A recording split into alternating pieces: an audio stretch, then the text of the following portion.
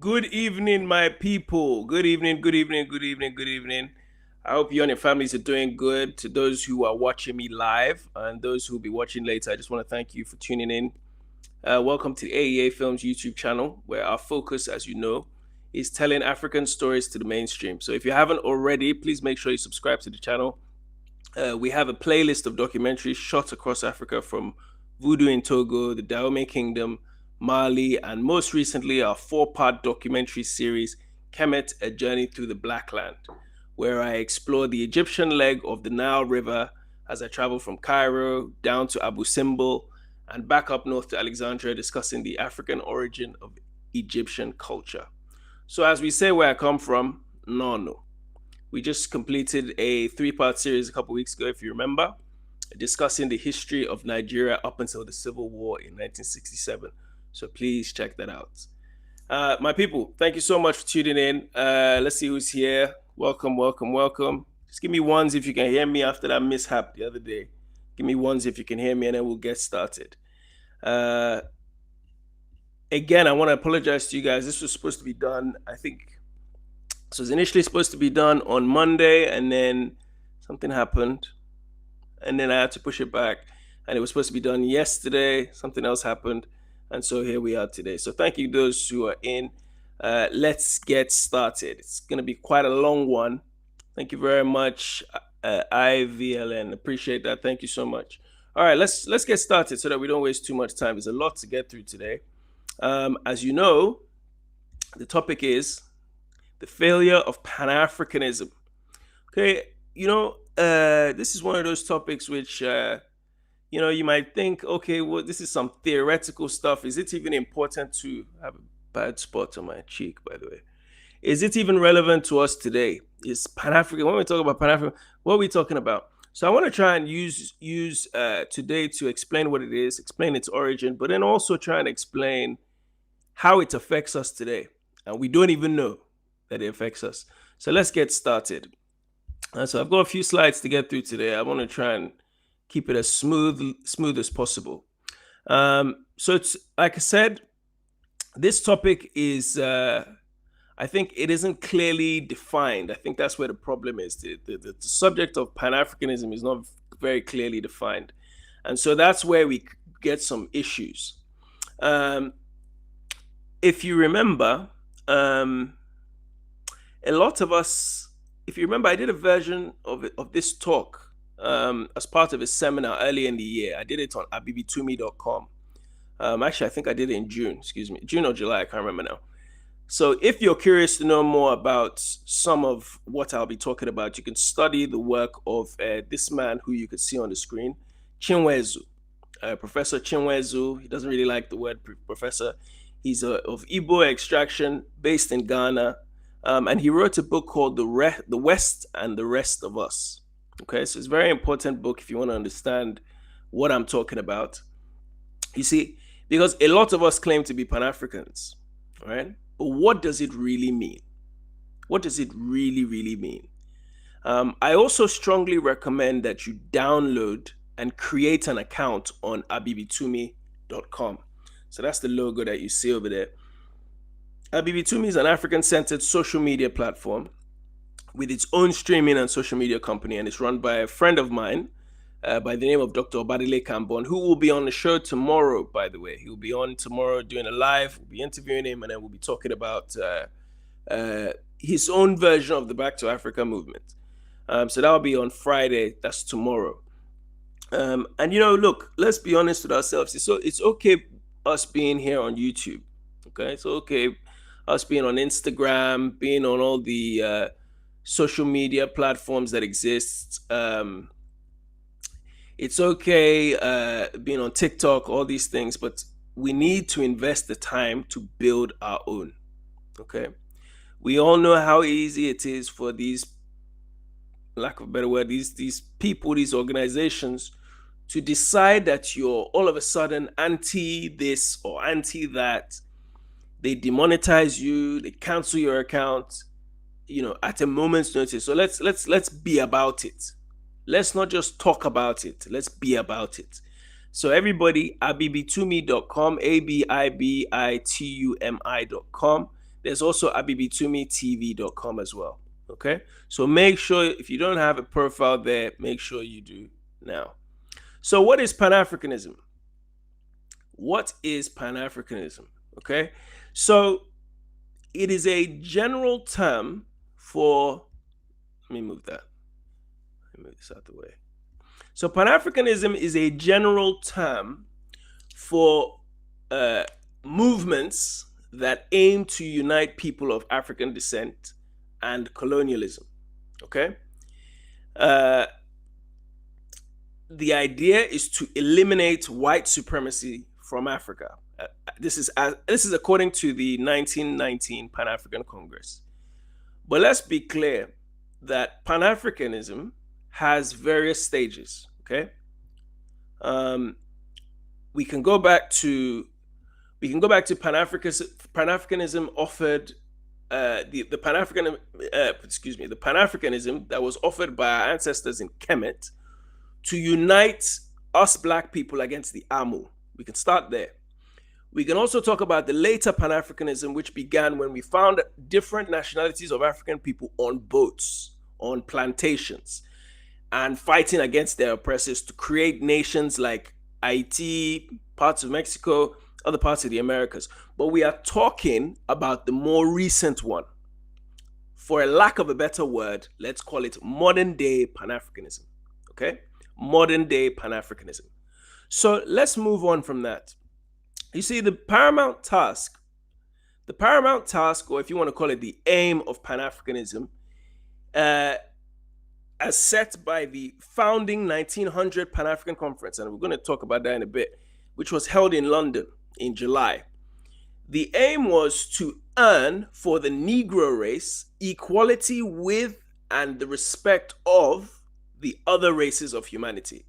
So already we are talking about a world where Black people are not respected. If you fast forward to 2024 today, there's this argument, everybody's, we talk about multicultural London, multicultural New York, multicultural this, but the reality is, are we respected by all the other races of humanity? I'm sure there are many of you that will argue, no, we may be tolerated, but we are not accepted. So let's move on and develop this idea. Before I do that, let's look at these 3 points. And basically tonight, this is the point of my discussion tonight. Again, if you're just tuning in, I'm talking about Pan-Africanism, why it's failed, and how it affects us today. There are 3 questions we need to ask ourselves. Has it been accomplished? The goal of Pan-Africanism, which I just read to you. The goal set by the founding members of modern Pan-Africanism. Has it been accomplished? If it hasn't, why hasn't it? And how can it be accomplished? Okay, so let's answer the first question. The simple answer, I don't think anybody here will argue with me, is that no, it hasn't been accomplished. In fact, not by a long shot. Black people are still at the bottom of everything. If you go to a Muslim society, Black people are at the bottom. Socialist society, Black people are at the bottom. Capitalist society, Black people are at the bottom. Even in the church, Black people are at the bottom. That's just, maybe it's a reality we don't want to accept, but it's the reality. We may have a few more, millionaires and billionaires, but we haven't reversed the misfortune that we've encountered. Whether it's in religion, whether it's in economics, politics, we haven't. And why is that? Well, the main reason, or the main cause, is the illogical, unreasonable ideas in Pan-Africanism. Okay? The unrealistic goals, if you will, that have been set. Now let's just go look at the goals that were set as part of that original Pan-African Congress. Thank you so much. Okay, my people, it's good to see you. Kwame Nkrumah, Galactic Soul, my sister, good to see you. Okay, let's move on. So the 7 goals of the first Pan-African Congress, let's deal with those, okay? Because this really, and I don't want to spend too much time on it, but we're ultimately talking about the Congress that was really started by members from the Caribbean and the Americas in general. This whole movement was led by them. And I think it's very important if you want to fully understand the, where are we? Where am I? Where's my screen? Where's my screen? Okay, where are we? Okay, there we go. So let's look at the 7. I hope you guys can see. Please give me ones in the chat. A, if you can hear me, and B, if you can see these 7 goals. I don't know if they're clear enough. I'm still learning this new platform, so I'm not sure if it's always the best. But anyway, number 1, unite the people of African descent, bring together people of African descent from around the world, improve relations, create a more friendly relationship between Africans and Caucasians. Let's just take that one again. Create a more friendly relationship between Africans and Caucasians. Keep in mind, we're talking about 1900 in the City of London. Secure rights for African races in civilized countries. Again, ultimately what they're talking about is United States of America, Europe, where Black people reside, secure rights for them. We are talking about less than 2 decades from Tulsa race riots. We're talking less than a year or two before America ultimately goes into Haiti and Cuba and these various places. To promote business interests for African races, appeal to European leaders to fight against racism. Think about that.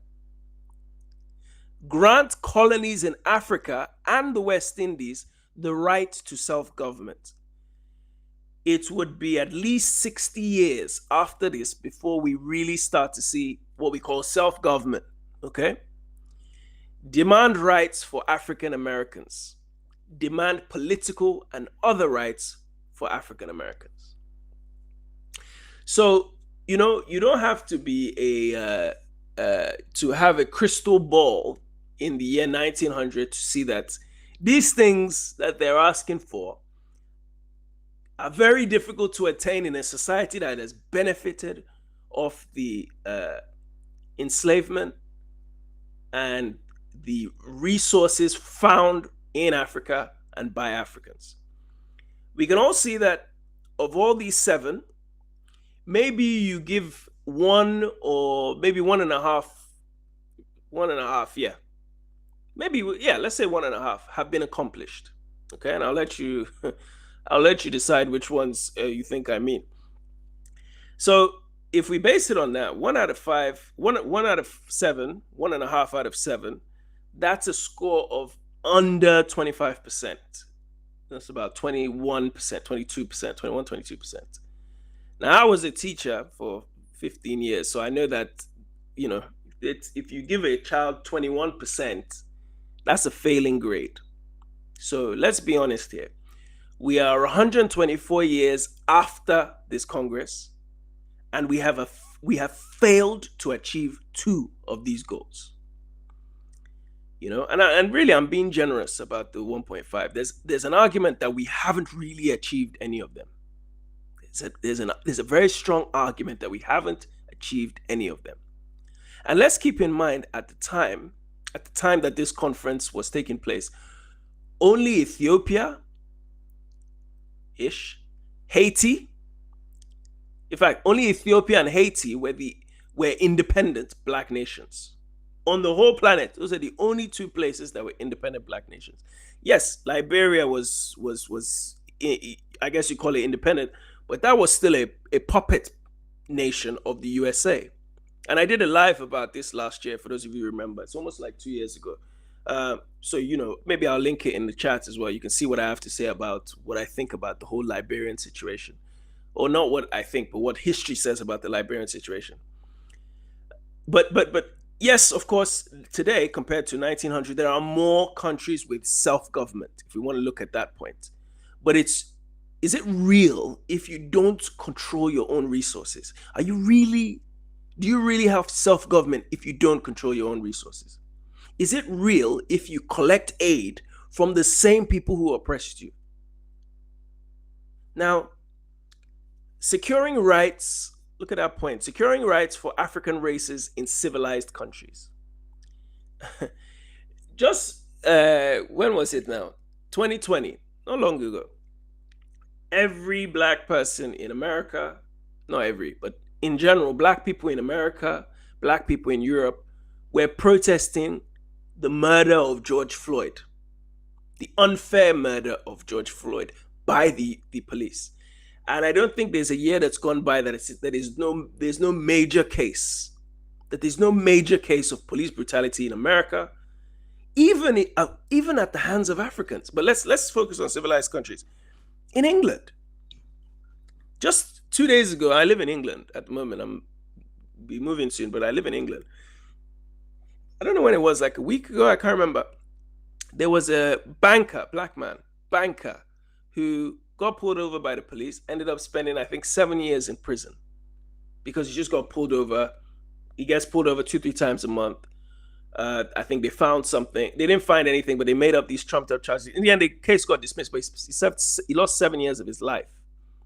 So ultimately, this whole idea of securing rights for Africans in civilized countries is just something which, we have to be realistic. It is not something which we have fully attained. Yes, we're not getting called NIGG, whatever, on the street, not necessarily, but the energy towards us is not that much better. And that's just being honest with ourselves. Now let's move on, because we have quite a bit to get through. And I'll take a break in a second to go through your comments. So there are a couple of things here. Our inability to industrialize. When I say our inability, I'm speaking specifically about us in Africa, us in the Caribbean, places where we have, for lack of a better word, control of our economies. Okay, because Africans that live in Brazil, Colombia, the United States of America, Canada, you're still a minority in a larger country. So you might control some aspects, but you certainly don't control the whole thing. So I'm talking about places like Africa, I'm talking about places in the Caribbean. Now, if you look at it, if you really, really you see, every society, all societies have a natural drive to compete for their survival. It's how human beings have gotten, Stone Age people were overtaken by the industrialized Bronze Age people. The Bronze Age people industrialized to the Iron Age, and so on and so forth. So competition to industrialize has always been there. If you watch my documentary about Mali, part 2, where I explain how this great empire of Songhai was defeated because the Moroccans had superior weapons and superior tactics of war. And so they were defeated, this great empire. So everything will be overtaken by modernity. I think modernity now is moving towards an AI technological sort of thing now, and weapons too. But ultimately, the world will always find a way to evolve and one up, because that's the nature of human beings. Now, if you look at the 18th century, the 18th century saw the beginnings of Western industrialization, what they call the Industrial Revolution. This really is the catalyst for all the innovations we've seen since then, really. But if it became imperative at the time for other societies to industrialize in order to catch up, but more importantly, to avoid being conquered, to avoid being exploited by the West. And everyone but us Africans has understood this. Everyone but us has acted on this. And a few of us, I won't say all of us, a few of us are now desperately trying to keep up. Let's look at Russia, for example. Russia during the Russian Revolution. Actually, let's look at them after the Russian Revolution. Look at how they improved. Look at Japan and China. They all found ways to industrialize and save themselves from being controlled by the West. Don't forget China. in parts, was colonized by Britain too. You would never think that the way they operate the world. Singapore, Japan, in some ways, was colonized. Russia, fine, they weren't necessarily colonized, but they were certainly, you even go look at the Second World War, for instance. Germany was advancing so fast towards Stalingrad. It was basically like an easy thing. It's just that the Russians found something because of the superior manpower and the terrain. I think Hitler's forces got caught up in the winter. Otherwise, Germans would have taken Russia. This is only 80 years ago. Less than. Right? Is it 80? I think 1940 or 41, I think, was when they were getting close. You look at the Emirates countries, the like Emirati countries of Saudi Arabia, UAE, and so on. They were desert dwellers at the time that this conference was taking place. Now, all of a sudden, everybody's running to Dubai. Everybody's running to Qatar. Qatar is hosting World Cups. Saudi Arabia is running entertainment. It's unbelievable how these people have been able to move forward by realizing they have to industrialize. Every culture must industrialize or they will die. This became obvious to people at the end of the 21st century. We talked about Nigeria a couple days ago. It's interesting. We have less power, I'm talking about light, electricity, than we did in 1900. I'm telling you, there's some places you go to in Nigeria, there's less power there in 2024 than there was in 1900. Everybody is finding a way to improve, healthcare, give people longer lives. We are instead dying younger. They're spraying us with diseases like Ebola and AIDS. There's a paper called what is it called? AIDS, Bombing of Black Africa. I'm gonna read that paper. I think you can still find it on Google if you the PDF version. It's our lack of industrialization that saw us get colonized after the Industrial Revolution in the 1800s. Just think about it, right? We had so-called transatlantic slave trade took place from really about 1500s, really peaked between 1700 and 1850. It ends because really industrialization and also the idea of going and taking African people who rebel and fight just became untenable. But they decided, okay, we have these machines, we don't really need them. So we stopped losing individuals to slavery, and we'd opened it up in such a way where now we were susceptible to being colonized when everyone else in the world was trying to industrialize. So development without industrialization is actually called underdevelopment. And we can talk all day long about, they've built this new airport, they've built a train line in Lagos, they've built a light railway here to take you from so. But that's not industrialization, that's not development. Even on a superficial level, let's look superficially. Us Black people, the things that we desire in life, right? It depends on industrialization. You look at, we desire prosperity, right? Materialistic ways, the bling bling, the watches, the cars, needs industrialization to work. The respect that we have, that we are given by others, it depends on industrialization. I'm not talking about muscles and sexual prowess or loudness. I'm talking about respect, the respect that we want from the rest of the world. It depends on industrialization. And most importantly, security. Africa wants to be a secure, safe place. The Caribbean wants to be a secure, safe place. We need industrialization for that to work. So we need to really start looking at this thing in a more logical way. Let's move on to the next slide. Let me see your comments. Okay, going to take your comments later, guys. Thank you very much for tuning in. Our lack of a scientific ethos, and this one is really the meat and potatoes of this whole conversation. This is really what we are here to talk about. You know, we like to let me not insult our people too much. Let me just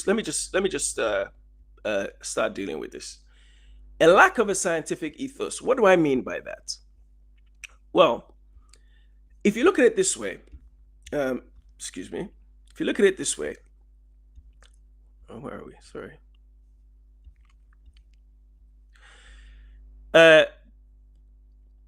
So Mazi Chinweizu, and by the way, a lot of what I'm saying today, I've referenced the book at the very start of this called The West and the Rest of Us by Chinweizu. Mazi Chinweizu talks about the fact that we have not yet created a scientific ethos that everybody lives by. Okay? Scientific ethos. You look at the scientific ethos created by the Zionists, for example. You see, it didn't matter if you were a Russian Jew, if you were a Slavic Jew, everyone adhered to the ethos that we all deserve a state of our own. And, you know, to the point where we will break every moral law to accomplish that objective. You look at the state of Israel. Was the state of Israel gotten through moral points of view? It was brought together by a Zionist objective that we must have a state of Israel and defend it at all costs. And this is significant because we Black people, as we discussed the other day, we are an anything goes type of people. That's what anything goes with us. They bring feminism today. We become hardcore feminists. They give us a version of racism. We double down, make it tribalism, colorism, all the isms, you know, moneyism, everything, right? They force us into religion. We end up out poping the Pope and out Mohammeding Muhammad. So with us, anything goes. So there's a need for us more than anybody to create a scientific ethos to prevent us failing. You see, when you're prisoners, you're being dehumanized, the only thing you want to do is come out of the situation you're in, come out of the chains of being a slave. So it's a lot easier to struggle together and reach a common understanding. So what then happens when the fighting is over? You've defeated your enemy.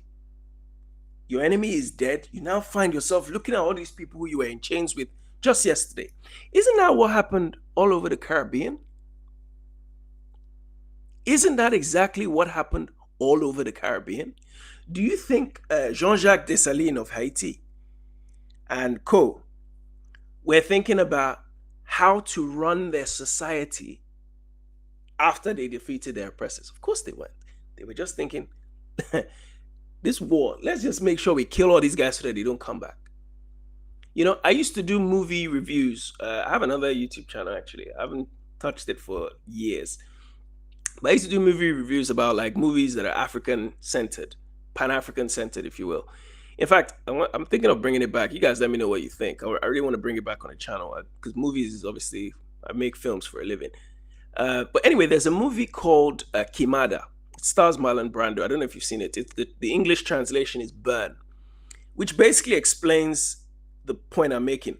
How the revolutionaries, the African slaves, were ill-equipped mentally to run the society they created, or that they liberated, rather. So what ended up happening is the educated, light-skinned mulattoes, if you will, the illegitimate sons of the enslavers, ended up stepping in and running all those Caribbean islands. I mean, look at the state of the descendants who fought and died for the freedom they have today in Haiti. Look at Haiti. They live in abject poverty.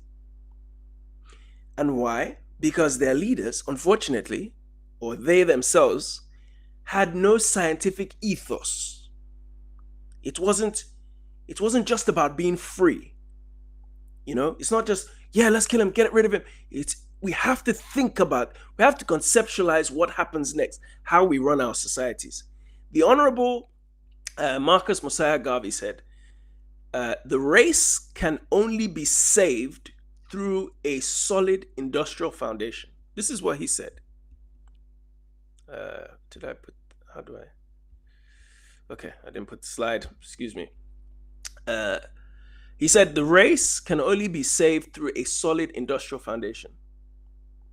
The West was able to dominate the world because of its military power. Their science and technology, their scientific ethos, their cultures, openness to criticism, and to the rule of fact and logic, which when it comes to logic, we really lack it. Our people lack fact and logic. I know we're intelligent and all that. We lack fact and logic. We need a scientific ethos.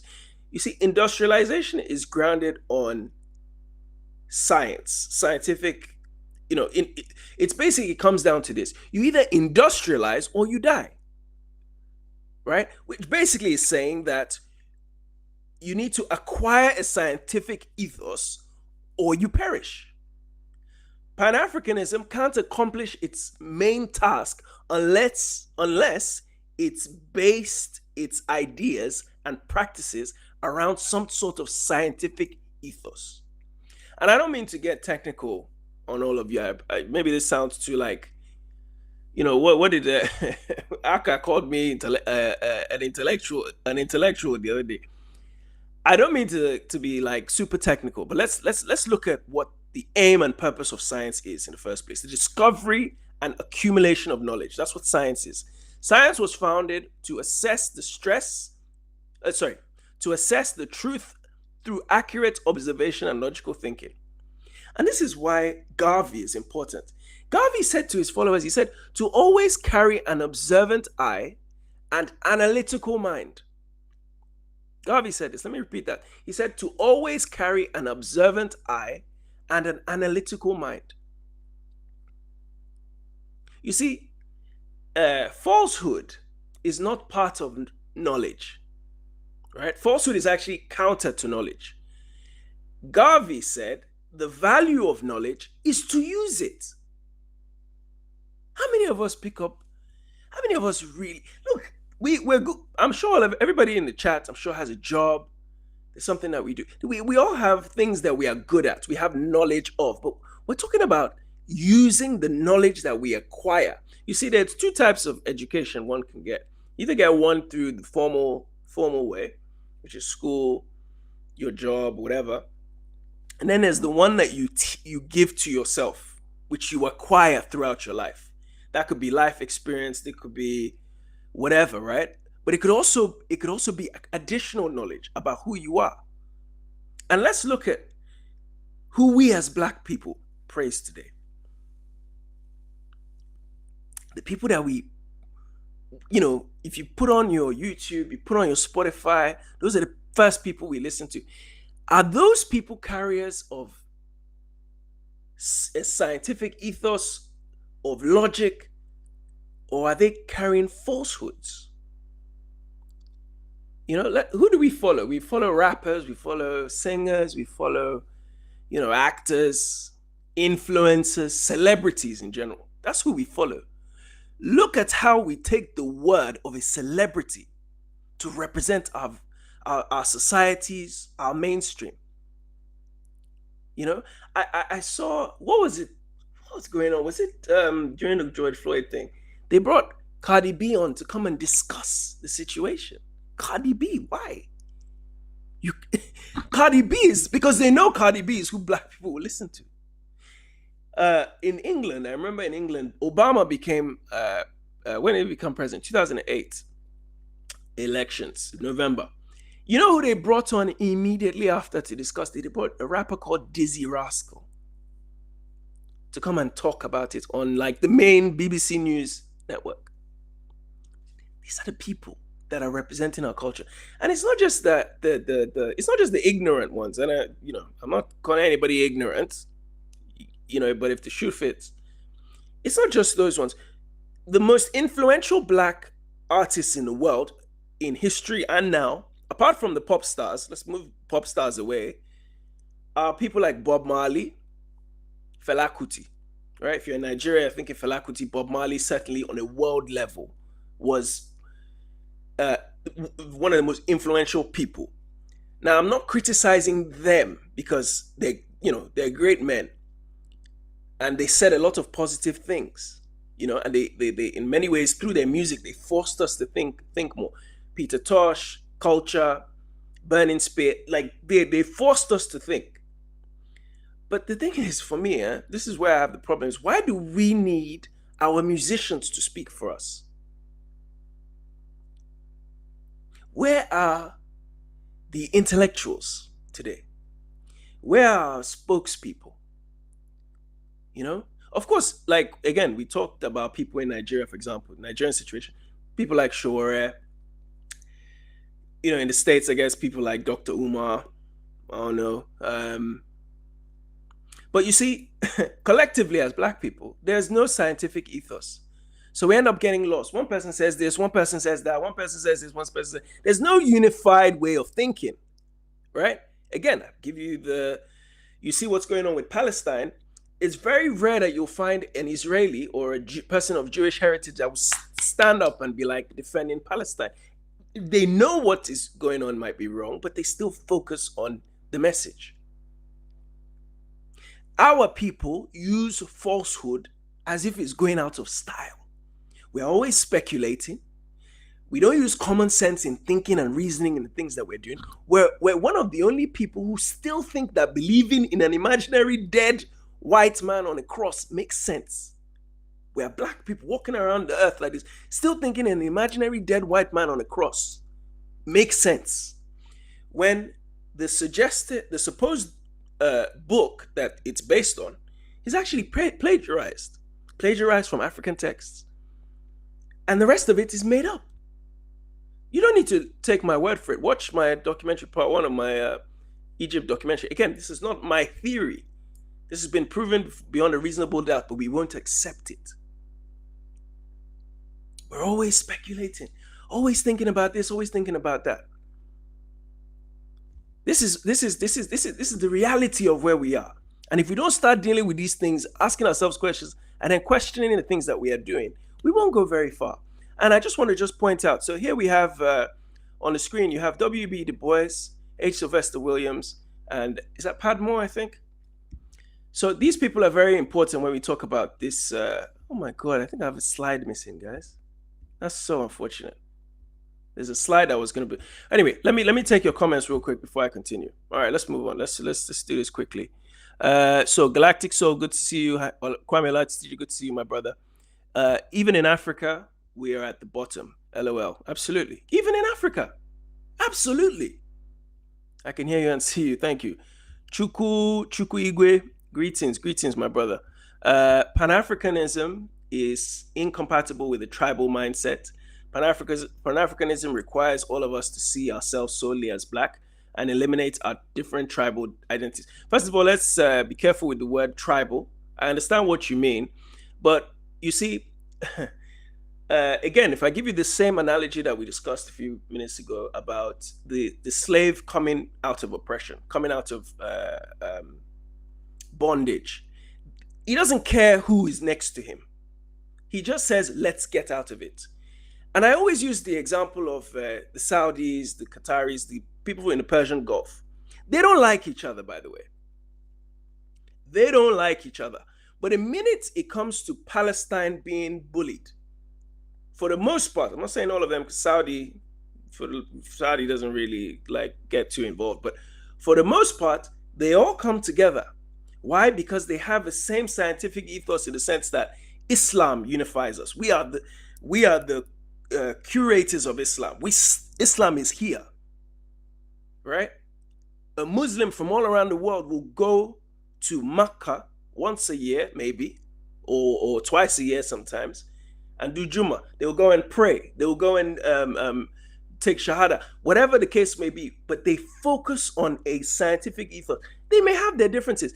In a family, I just finished settling 2 fights between my 2 sons before I came here. That's one of the reasons why I was delayed. We're in the same house, but we're beefing. That's normal. To call it tribal mindset implies that somehow we don't all have the same desire as Black people to be liberated. So this is where I have to push back on what you're saying. Victor James, the energy towards us has not been better because we haven't leveled up. Humans are terrible people. Humans would not regard you if you don't hold your own, especially economically and financially. Galactic Soul, these goals were creatures of its time. This is looking for respect. That is looking for respect for civilized society. Yes, I agree. Is Black skin the basis of a shared culture? By what mechanism can we homogenize the experience of all people of African descent into a single culture, language, religion, and worldview? Okay, I think you've gone too far there. I get what you mean, but it's not, we are not trying to bring all Black people under one umbrella and say we are one people, but we have to recognize the uniformity in our culture, the uniformity in who we are. Yes, we are different, but the key focus for us is to make sure that we come out from being at the bottom. No one has come up here and said that Black people are not at the bottom yet. There's nobody that has come and said that we are supreme at this or supreme at that. We are at the bottom. Let's focus on getting out from the bottom, and then we can go and find ways to divide ourselves. Okay, I gotta keep moving because I got a few more slides. I'll read the rest of the comments in a minute. So let's move on. I think I've missed one slide, so I'm gonna have to just, that's annoying. That's really annoying. Okay, that's really, really annoying. Anyway, let's move on. So I've put this slide as the deification of our leaders. Okay, so far, we've examined the background of the first Pan-African conference in 1900. We've discussed the outcomes. Now, what I want to do is let's look at the why this thing didn't take off. You know, despite us shouting all day long about, you know, being Pan-Africans, being, you know, in line with this person or in line with that person, in line with Kwame Nkrumah, whatever the case may be, right? When it actually, you know, to everybody, Pan-Africanism can be a different thing. To some people, Pan-Africanism includes the entire continent of Africa and nobody else. It includes North Africa. It includes the Afrikaners of South Africa. It includes the Persians, people of Persian descent in East Africa. You know, and, you know, some other groups that exist in Africa that have different or dual allegiances, right? Indian people, Lebanese, and so on.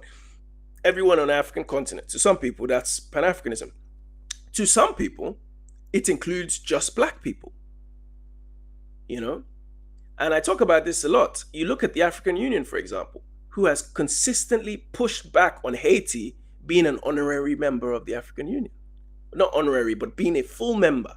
Whereas in Morocco, which is on the African continent, sometimes will opt in and out of African Union when it's convenient for them. Morocco. Now, Morocco certainly is in Africa, but its allegiances, just like I said, are tied to different parts of the world. Europe for economy, Arabia for religion. And so even when I don't want to go into too much of their history, but certainly when you look at the way they have looked to the darker skinned people of Africa, their mentality clearly isn't saying brothers and sisters. There are also those who look at Pan-Africanism politically. It's about politics. If Pan-Africanism had been a success in the first place, we would not be having this discussion tonight. Maybe that was the point that I need to emphasize for, is it Cheikh? We won't be having this discussion tonight if Pan-Africanism had been a success. And since we're discussing modern Pan-Africanism, let's look at the figures from the 20th century. You see, The idea of some of the individuals were treated, the ideas, sorry, of some of the individuals in Pan-Africanism were treated as, holy grail. Some of them were put beyond any type of criticism. Even today we do it when we talk about certain people, and I'm going to talk about them in a minute. We still hold these guys up today and don't even criticize anything that they do. And this is, by the way, this is another flaw that we have. It's like our pastors. It's like our pastors. Oh, let me remove this comment, sorry. It's like our pastors. There you have T.D. Jakes, Adeboye, Tupac, Kwame Nkrumah. Am I lying? We don't criticize them. Not really. I'm talking of their flock, their followers, the millions of followers they have around the world. How many people subscribe to T.D. Jake's morning sermons? Pastor Adeboye, how many millions of people, of supporters does he have around the world? Forget Nigeria, outside the world, outside. Tupac. We talk about a 25-year-old boy whose people live by his music as if it's religion and law. I'm not saying the man wasn't talented. You see, and this is why it's so easy to drag us into all sorts of new cults. We don't even criticize history. These figures that I'm talking about here, right? and especially Kwame Nkrumah, they had it so good that the people who are devoted to them will denounce you if you think otherwise. If you don't think the way they think, they'll denounce you. If you go to, there's the Pan-African, let's talk about the 6th Pan-African Congress, which was in 1974, held in Tanzania. There was a Congolese delegation that declared something like, okay, that this Congress should under no circumstances substitute itself for the OAU, which is now called the African Union, right? It shouldn't overlap with the OAU. It shouldn't try to challenge the OAU. It shouldn't criticize the OAU. They would have basically turned the OAU into, what do you call that thing? Into a sacred cow, right? Basically put the OAU beyond any type of criticism. Unlike the joke that it is today, let's face it, the African Union is not what, anyway, let's not go into too much detail about that. So today, it is the African Union. When you look at it, it's nothing really serious. It was even under when Kagame was the chairman, or was the chair of the African Union. I think it was like 5 years ago or 6 years ago. I can't remember. That we actually saw the African Union go from being mostly funded by Europe, the European Union, to being funded, I think it was something like 70% by Africans. And if you remember, Kagame did that thing where he said, he brought a new tax at the airport. So when you fly through the airport, there's an additional tax, and that went towards funding the African Union just 5-6 years ago, and it's still not 100% being funded by Africans. Remember, he's the one that also introduced the passport. If you remember, there was that African Union passport that he introduced. But as usual, where did it go? We were supposed to have it ready by 2018, I think. Is it 2018 or 2019? But where is it? Where is this African Union passport?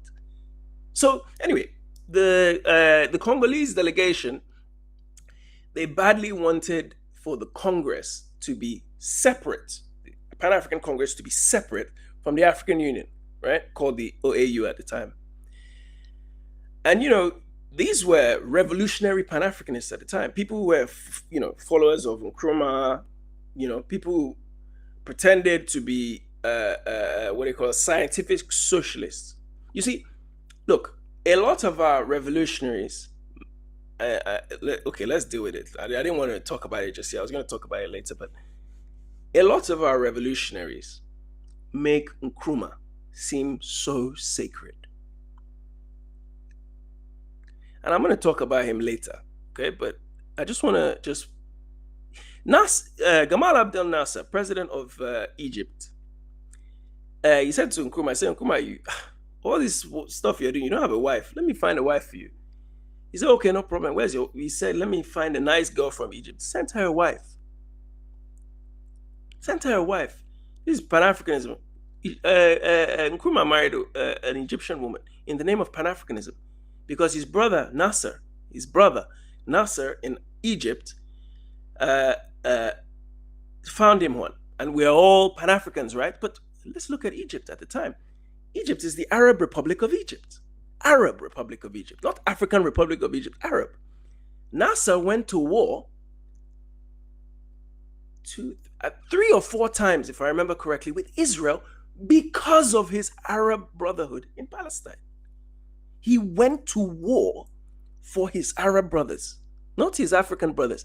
He didn't give a damn about the rest of Africa. Remember the thing in Sudan? Remember the building of even something before that, which I touch on part 3 of my documentary in Egypt.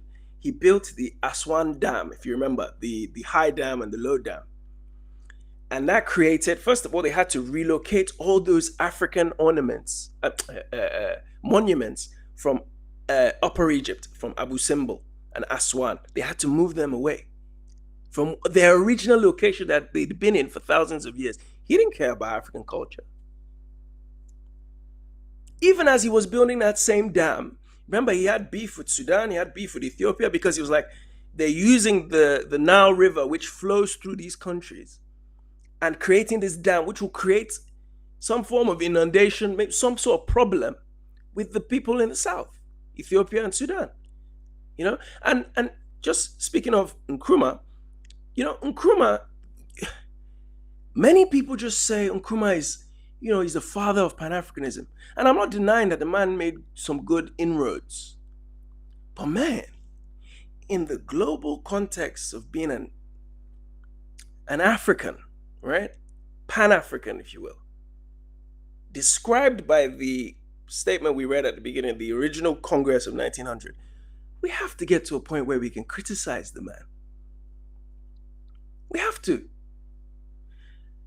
Now, on the other hand, let's look at the consequences of a lack of scientific ethos. This point that Chinweizu brings up every single time.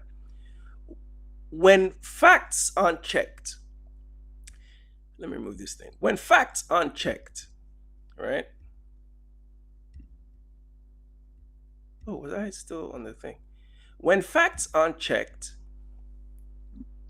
you get okay. When facts aren't checked, you get errors, right? You read the story of Aristotle. Aristotle made all sorts of like silly statements about women's teeth and so on, right? When the validity of arguments goes unchecked, you reach the wrong conclusions, right? And then you end up creating policies based on them that will obviously create problems. In 1966, Amilcar Cabral, for those of you who know, leader of the PAIGC, originated from Guinea-Bissau, and Cape Verde, revolutionary leader. He said this, he said, one type of struggle we should regard as fundamental is a struggle against our own weaknesses. Whatever the difficulties the enemy may create, the aforementioned is the most difficult for the present and future of our peoples.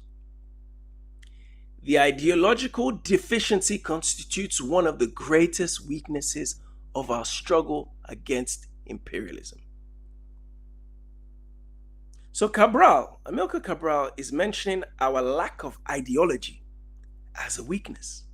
So Cheikh, to your point again, we have no collective ideology, and that's creating a weakness.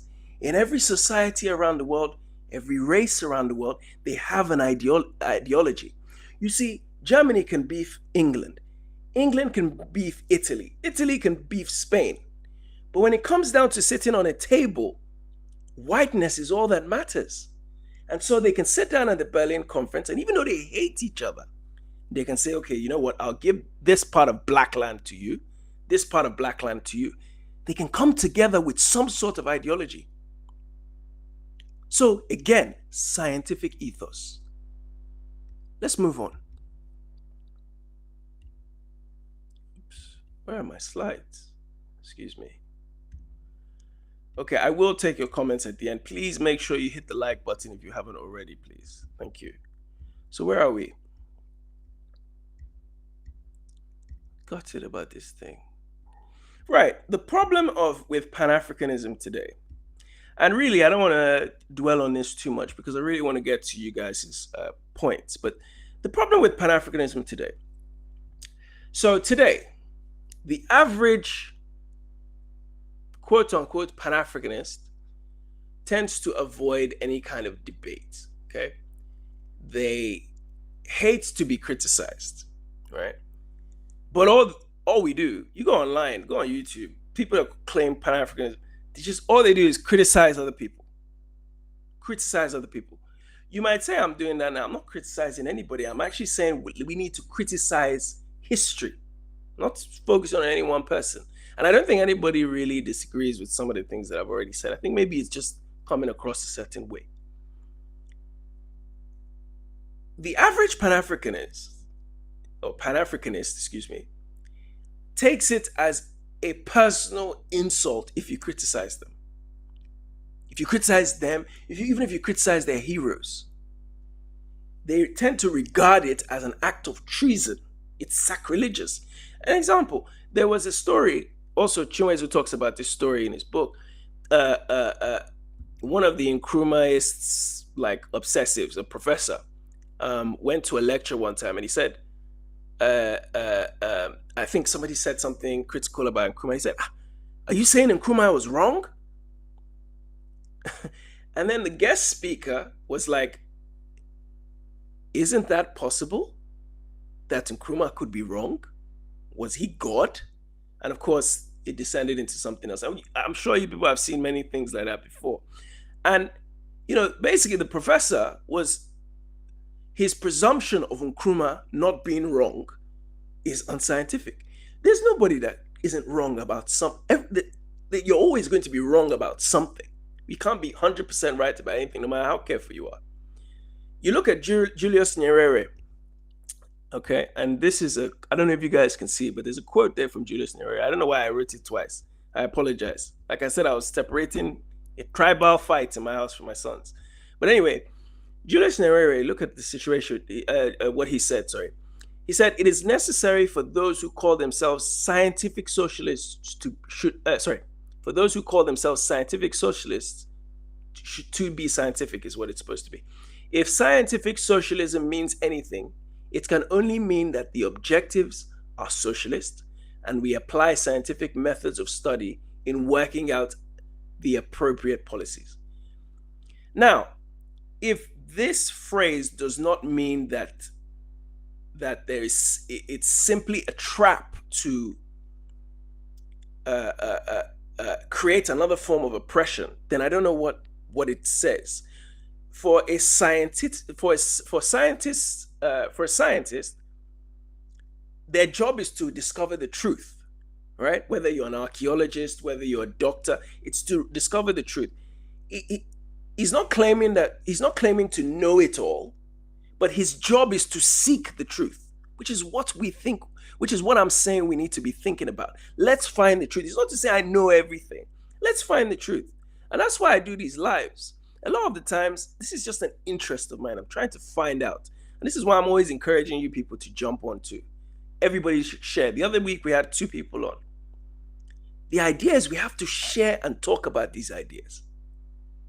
It's not to say this is 100% right. It can never be wrong. In the fullness of time, you quickly see that things that everybody thought was right. Again, the Palestine situation. 10 years ago, people thought, oh my God, at least publicly. A lot of people didn't, but publicly, that was the perspective. Now it's starting to shift. And Garvey made the same point that Julius Nyerere made. He said, we should always have up-to-date knowledge. Sorry, this should have been there. I don't know why these slides came out like this, but he said, we should always have up-to-date knowledge. up-to-date knowledge. He said we shouldn't keep old ideas. We should bury them as new ones come. The only way this can happen is if it requires constant criticism. We need to reevaluate the ideas. And this is in everything, by the way. Religion, our culture, the music that we listen to. And this is both on the continent, this is everywhere. Pan-Africanism must heed the words of Malcolm X. What did Malcolm X say about Pan-Africanism? Do we know? Oh, sorry, let me take this off. What did Malcolm X say about Pan-Africanism? What did he say? He said, if you have no critics, you likely have no successes. That is basically saying that for us to be able to succeed, we have to give ourselves the opportunity to be criticized. Pan-Africans need to listen to people like Cheikh Anta Diop of Senegal. He gave the advice. He also said, that the scientific cadres must cultivate competence. The scientific cadres must cultivate competence. But a lot of us will just go online, hear somebody say something, take it to the bank. We won't even stop to think, where's this person getting this thing from? That's why with me, I don't try and act like this is all my theory. I'm even in this thing, I'm telling you that books you can read. My documentaries, I always cite books you can read, that where I get my information. Let's criticize. Nobody's saying that we can't get things wrong, but the idea is to keep learning so that we can create new ideas, a better society. Now, the other thing I want to do, and I'm going to go back to the slide that I put up of Pastor Adeboye and co. Right? Really, I'm talking here now about religion.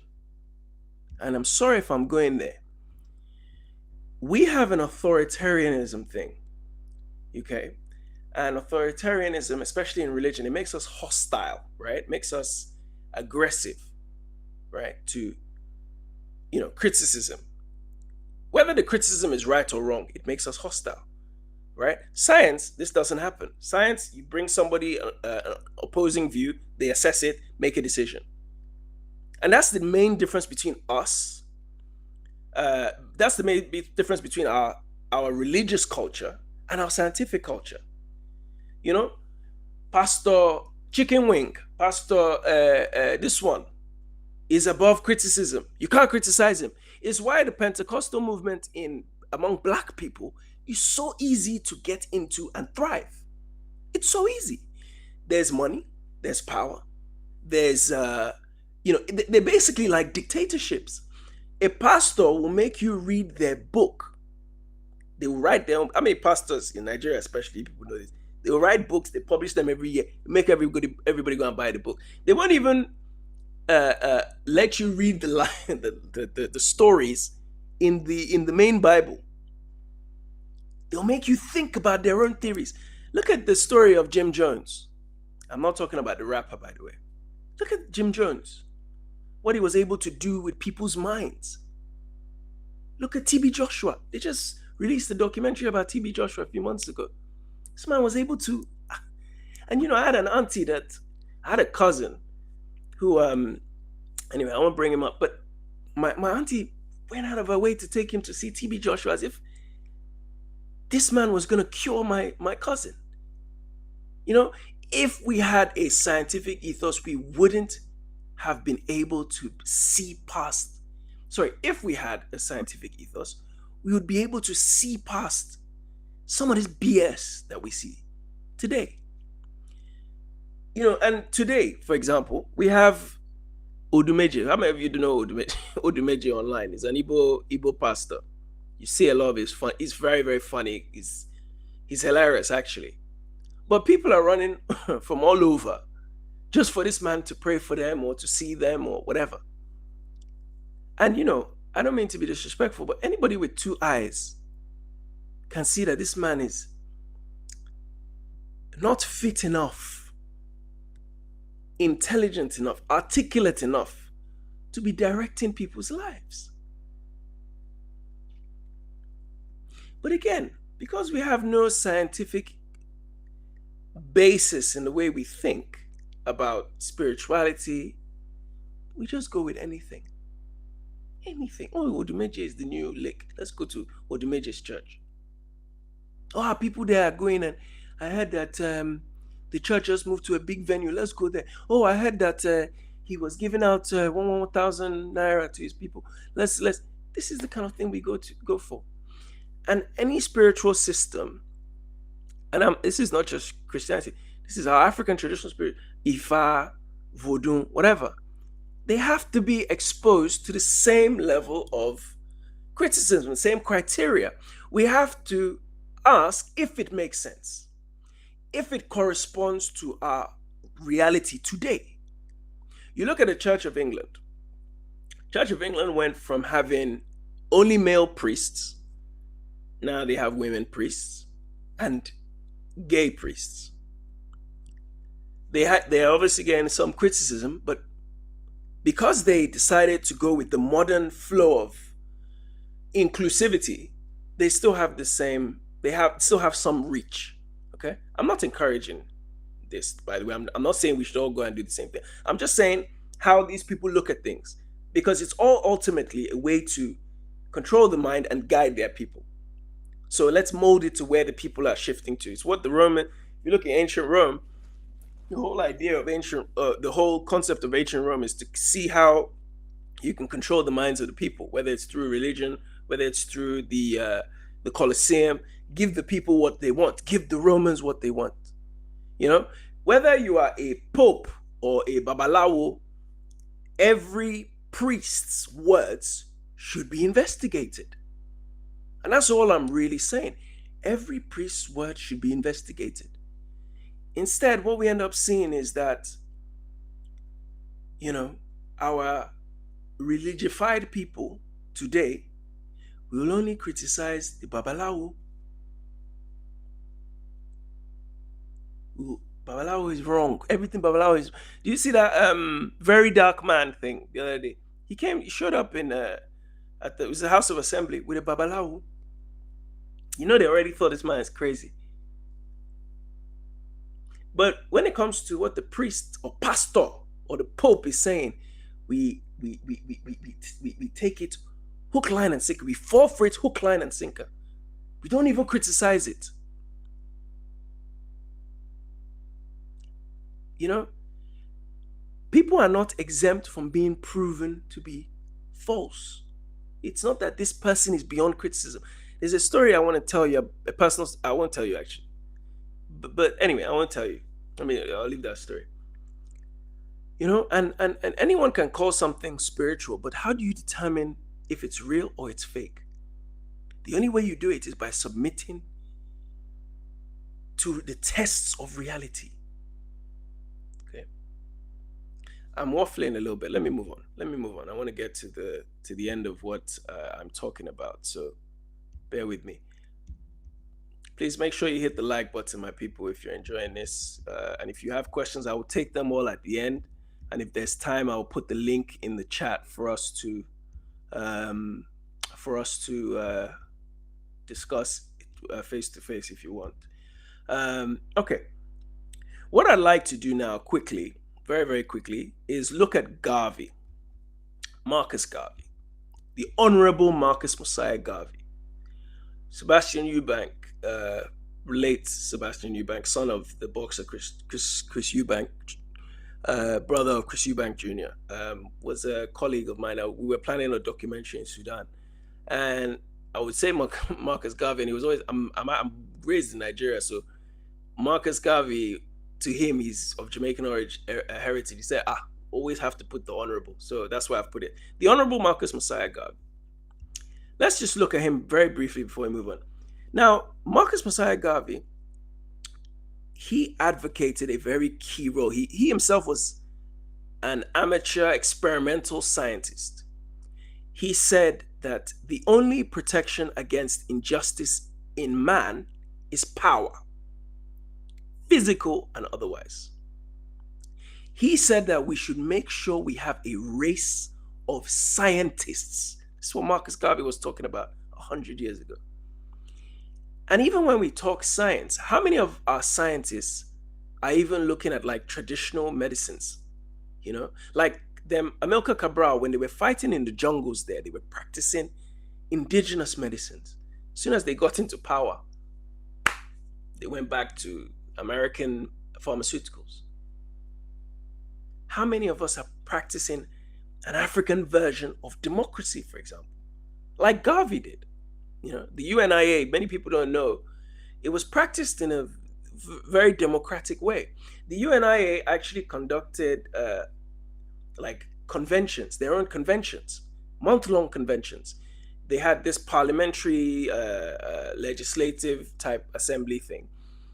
Delegates would then argue the issues of black people, not just in the US, by the way, but across the world. And it's even why his paper, The Negro World, even though it was published in New York, you could still find it in Lagos, you can find it in London, you could find it in Paris, you could find it everywhere in the African diaspora. Of course, unless it was banned. Apart from music today and say hip hop culture, what is it that we as Africans, black people, if you will, whatever you want to call yourself, frankly, but us people of the darker hue that come from Africa or at some point, what is it that we share with each other across the world, apart from hip hop and music? What culture, what ideas do we share? Now, let's look at that same music. Let's look at the content of the music. Is the content of our music the message that is going to that we're going to share, that we're going to be talking about in 100 years, that has changed our thinking? I'm not saying everybody shouldn't go and dance. By the way, I'm not saying Ashake is not dope. I'm not saying who is that? I don't even know half these people today. But I'm not saying these guys are not talented. But come on. In terms of messaging, we should be looking beyond these artists. You know, Marcus Garvey himself, he was an appreciated man, but he wasn't God. There's a story even at the UNIA's convention, I think 1929. One of the representatives from the black communists, he stood up to debate Marcus Garvey. Remember, the communists at the time were trying to hijack the UNIA. For those of you who know the story, I don't know if, I'm not sure. I'm assuming everybody knows who Marcus Garvey is and what the UNIA is, United Negro Improvement Association. Because anyway, the black communists were trying to infiltrate it because they felt that the UNIA would fit their extreme socialist like agenda. But Garvey, anyway, this guy stood up, criticized Garvey. Garvey debated the guy, right? He openly debated the guy, apparently. Now, you don't see bodyguards. You didn't see any bodyguards roll up and pull the man away. You don't hear of, oh, Garvey was untouchable. People spoke to him. But today, you enter a black church today, stand up in the church and criticize the pastor. You go here around. You stand there to criticize the pastor. You'll be these ushers will come and carry you out. These pastors, they walk around today like they're presidents. Not even presidents, princes. It's like King Joffrey Joffer from Coming to America. He walk around, it's like they're throwing rose petals as they're walking. You say anything, they'll come and take you. Like they are gods.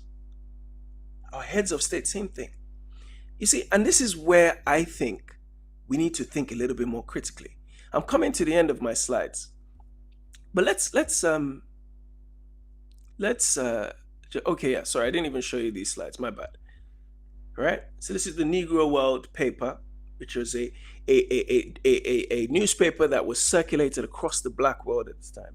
Very important paper.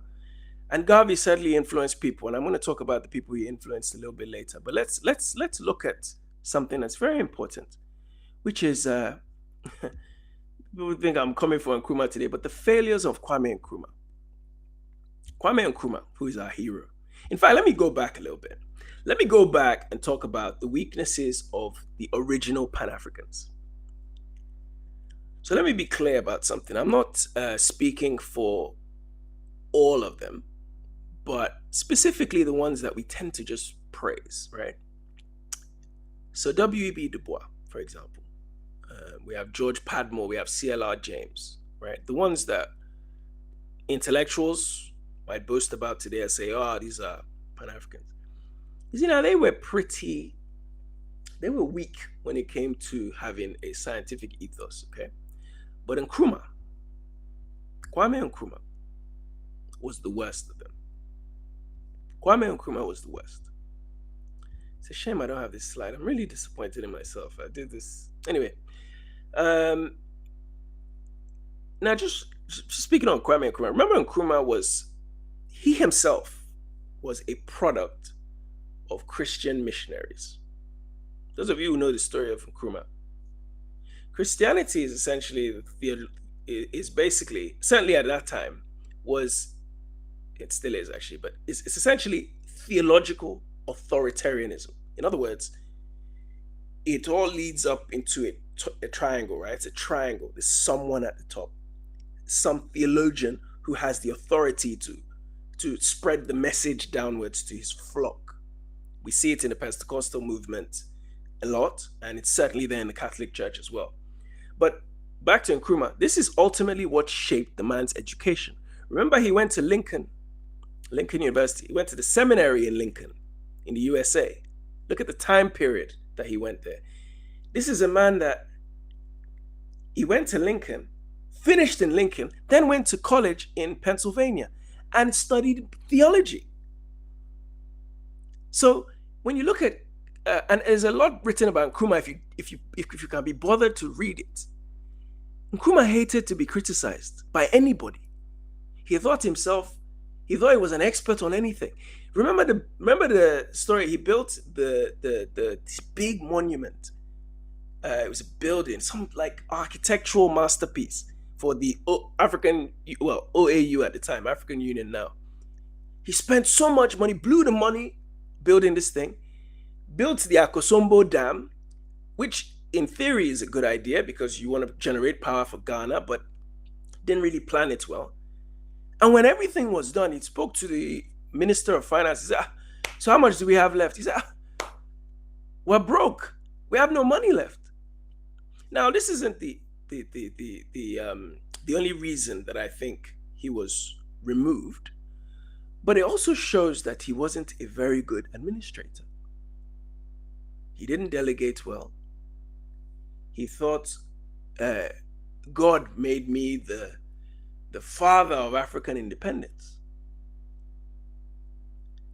And I think that's why he died in Guinea the way he did. Miserable. Because his people said, Nana Kwame, if we keep you here as president, we will not survive. We won't survive with you in power. And this is the key part to the failure that he experienced as president of Ghana. If he had the power to arrange things, he wouldn't be criticized.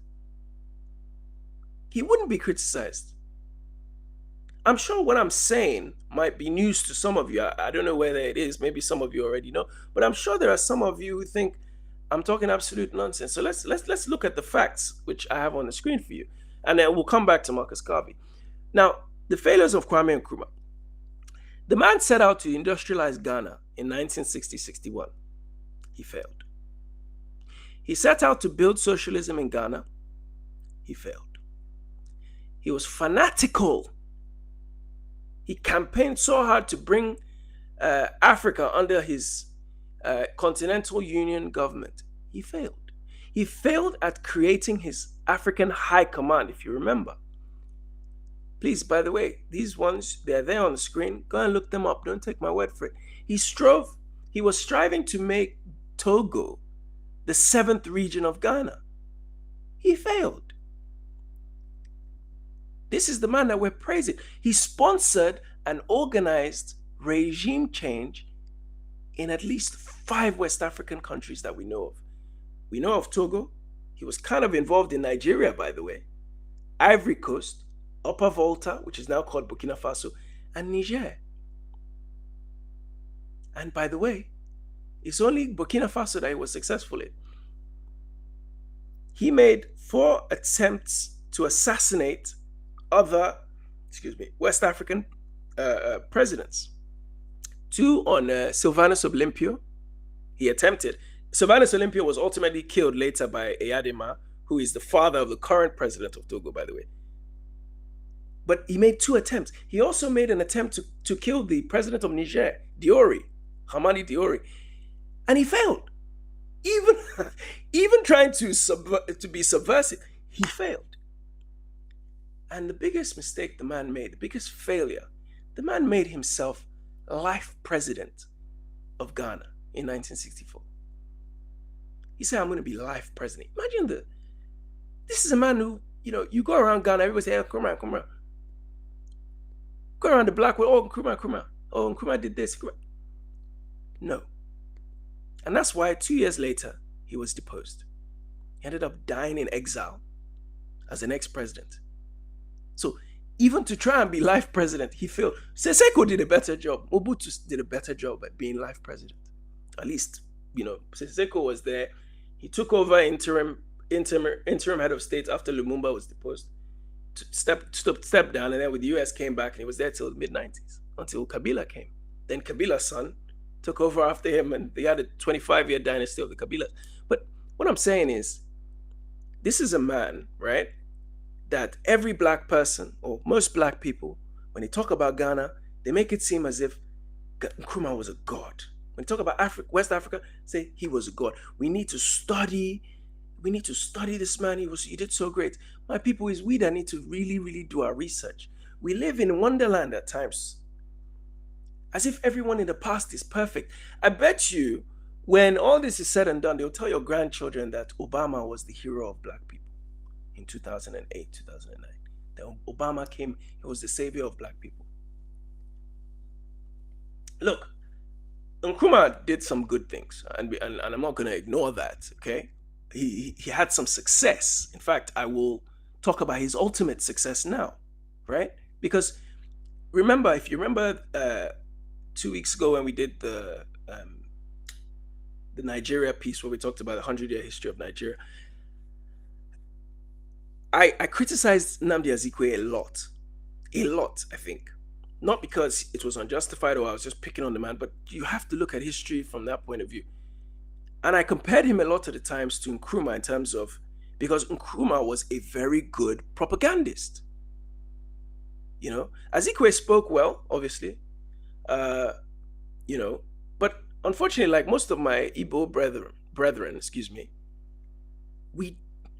it's like we don't get the concept of propaganda. We don't get the concept of, let's say these things in order to. We're starting to get it a little bit now, I must say. Nnamdi Kanu is clearly a better student of political science, in terms of able to galvanize the youth and the minds and get people to understand propaganda. But certainly in the past, we were too white and black. It's this side, Igbo people in general, Igbo are white and black at times. And with Nkrumah, people always knew what he was proposing, what he was saying. Ultimately, Nkrumah failed, right? Because in the end, propaganda is great, but if you don't walk the walk, you talk the talk, but you don't walk the walk, it doesn't really matter, right? But ultimately, we have to praise the man. He did lead Ghana, or what was called the Gold Coast, to independence in 1957. He came back 10 years before from the US. Came back just 10 years before. So let's give the man credit for that. But as far as everything else he did, look, he failed in almost everything after that. He failed. In Nigeria, if you're doing an exam, failure is F9. That means you have 100 marks possible, you maybe get 10 or 15. That's F9. You failed. Nkrumah failed.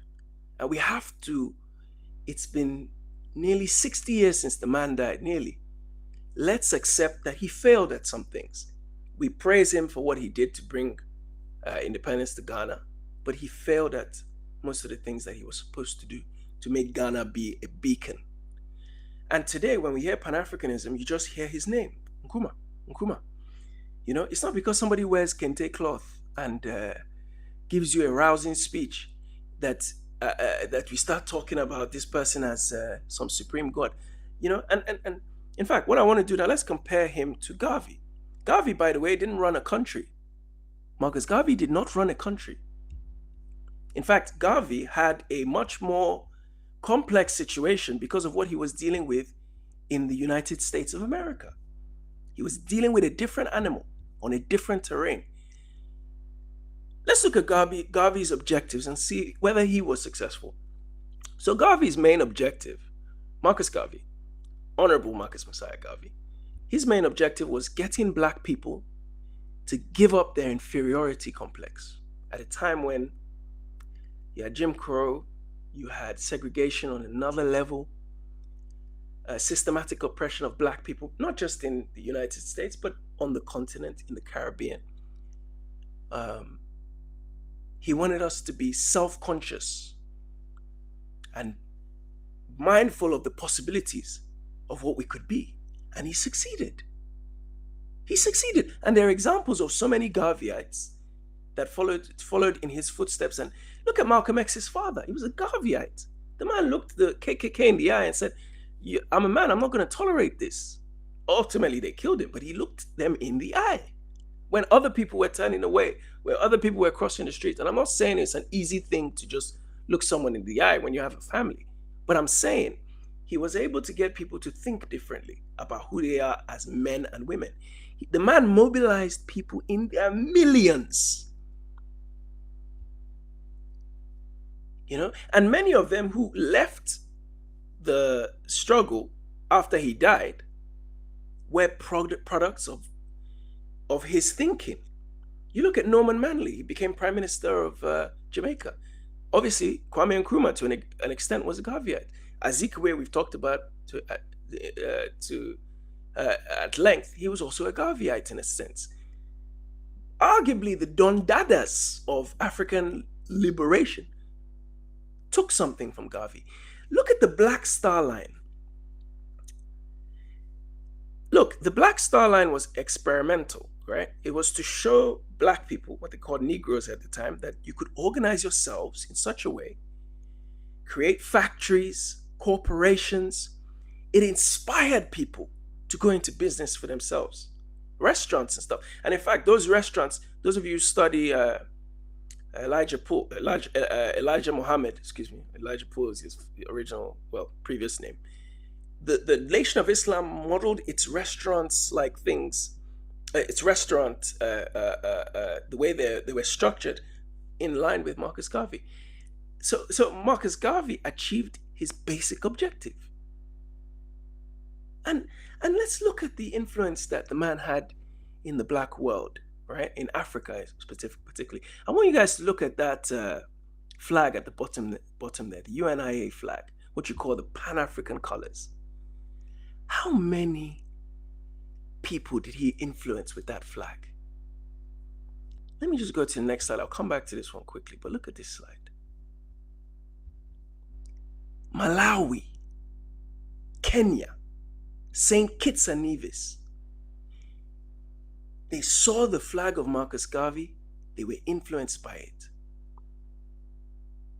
That red, black, and green, they were influenced by it. The flag of the UNIA. How many of Ndibo, our Ibo people in eastern parts of Nigeria, realized that the Biafran flag was also a representation of Garvey's colors? How many of us realized that?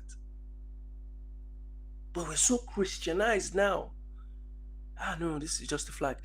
This man was able to change the thinking of people so powerfully that we don't even realize it 100 years later. When Biafra was being declared and Ojukwu hoisted that flag up, it was the UNIA colors. And Ojukwu is not a fool, by the way. His father is not a fool. Azikiwe and his father are colleagues. Ojukwu's father was funding Azikiwe's political party, NCNC. It was a backer.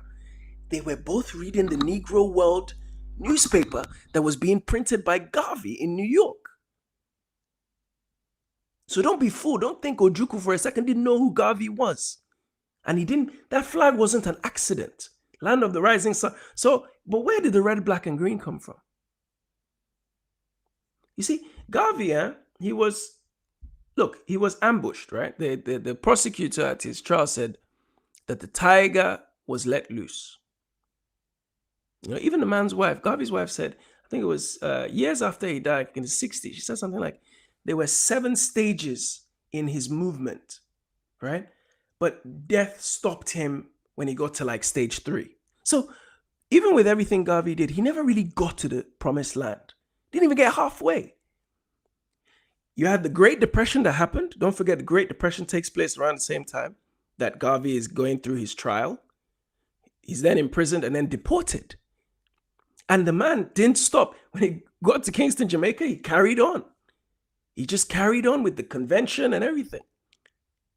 So even when you look at that, geography doesn't matter. It doesn't matter where you are, as long as your mentality, this scientific ethos is the crucial part. They came up with a 5-year development plan for the Black world. This is the UNIA and Garvey. But of course, lack of funds. You had the Great Depression that was happening. There were too many impoverished Black people. So people couldn't contribute like they could. And there's so many stories about the Great Depression, about how, because everybody felt it, but Black people felt it worse, simply because the white people weren't going to allow these Black people to enjoy. Go and watch Roots: The Next Generation. That's the second part of the Roots series, where they show Simon Haley, Alex Haley's father, and what he had to go through to get the farmers what they deserved from the New Deal. Can you imagine if Garvey had lived until 1945, when the war ended in 1945? He died, I think, 1940. What was happening in 1945? Go back to our series. We're talking about just Nigeria alone, what was going on post-war, how things were changing around the world, but particularly in Africa. Can you imagine how different things could have been? And again, I am not here saying to you that Garvey didn't have an ego. I'm not saying that. I'm not saying the man was infallible. But if we are talking facts, if we're talking statistics, if we're talking being scientific, the man's results, when it comes to Pan-Africanism, outweigh anybody else's.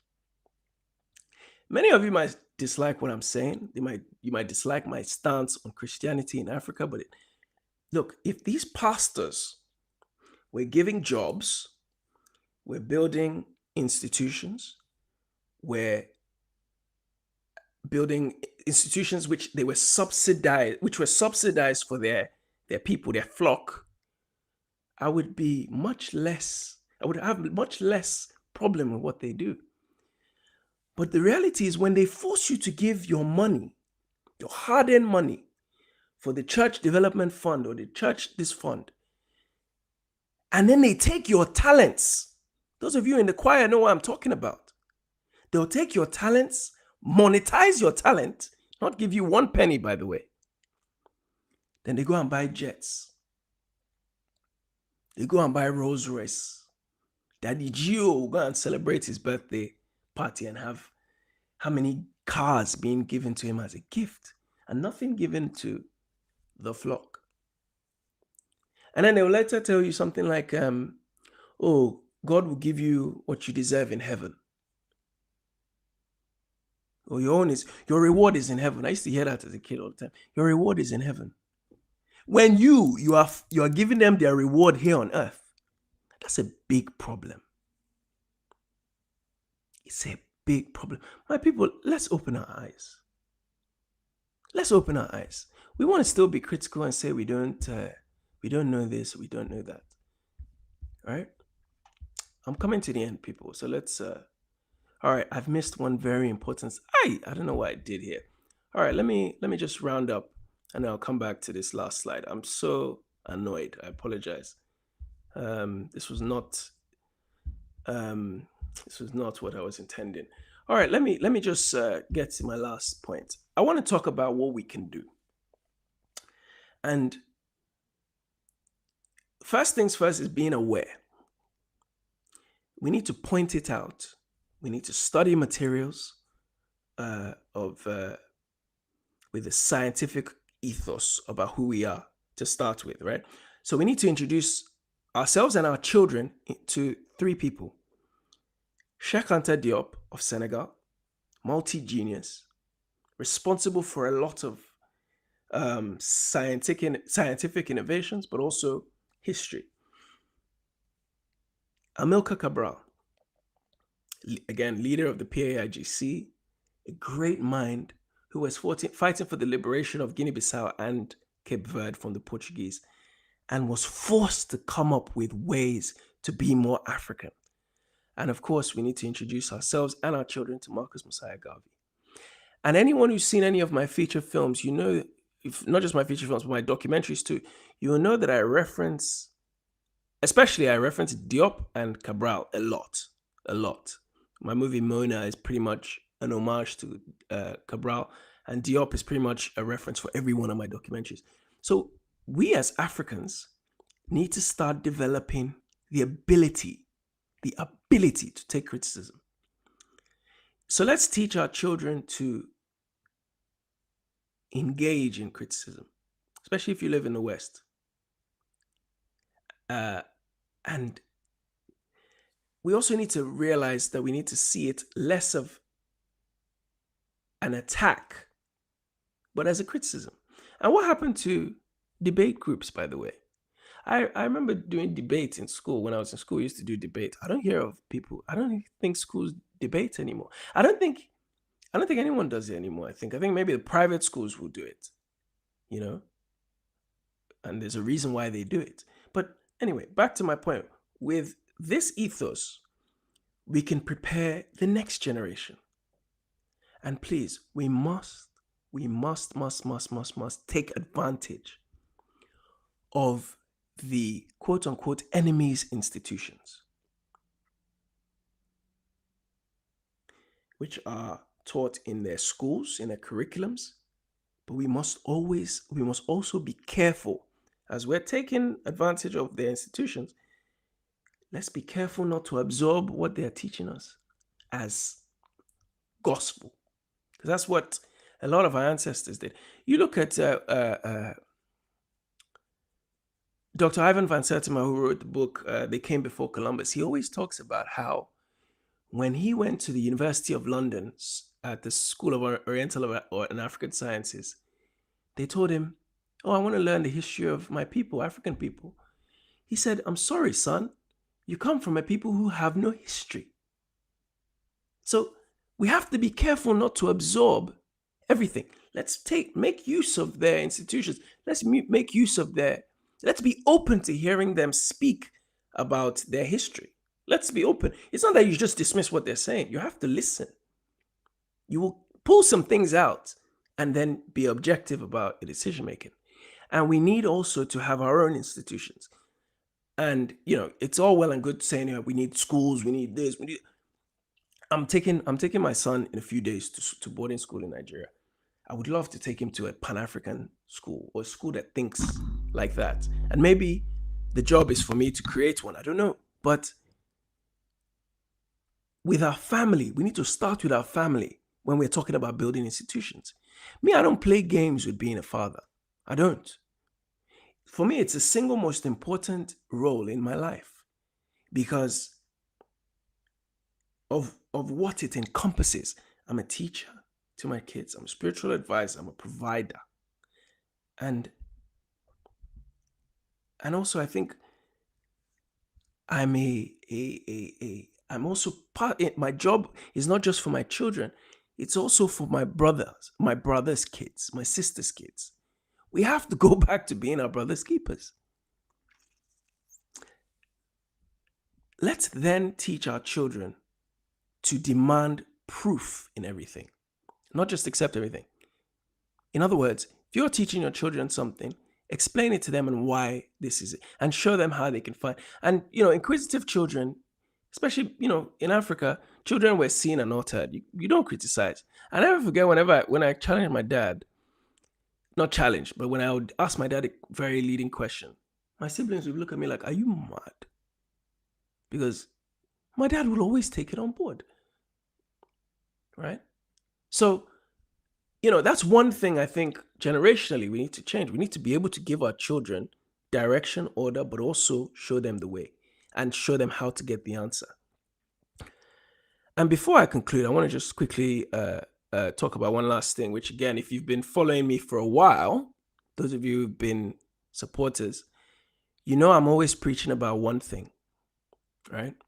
And that is travel. Travel. Going to the continent.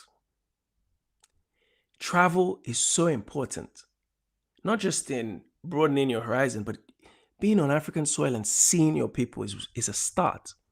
And a lot of us don't do it. Even those of us who are of Nigerian or African descent or wherever from a particular part, we have this village mentality where it's like, if I go to Africa, I'm only going to my country. That's fine. But you have to see the other countries too. You have to at least think of it as something that it has to be open to you. Even if you can't get there, maybe not everybody's going to be able to get to all 54 countries. But you have to think that it's a possibility that you can. So last slide I want to go through before we move on. And I appreciate that I've kind of had to rush through this. And certainly my presentation, I think I missed out on a lot of slides because of the rush job putting them out. But, there we go, what we must do. Okay, here we go. So that was the final slide. Let me just show you. That's Cheikh Anta Diop on the left. Let me just show you. Cheikh Anta Diop, who I've talked about.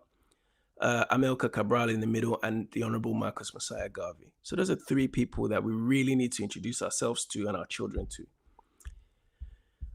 And also, I just want to quickly just talk about the origin of the Back to Africa concept that Garvey is really given the praise for. In theory, that whole concept of Back to Africa began in the 1800s, so the 19th century.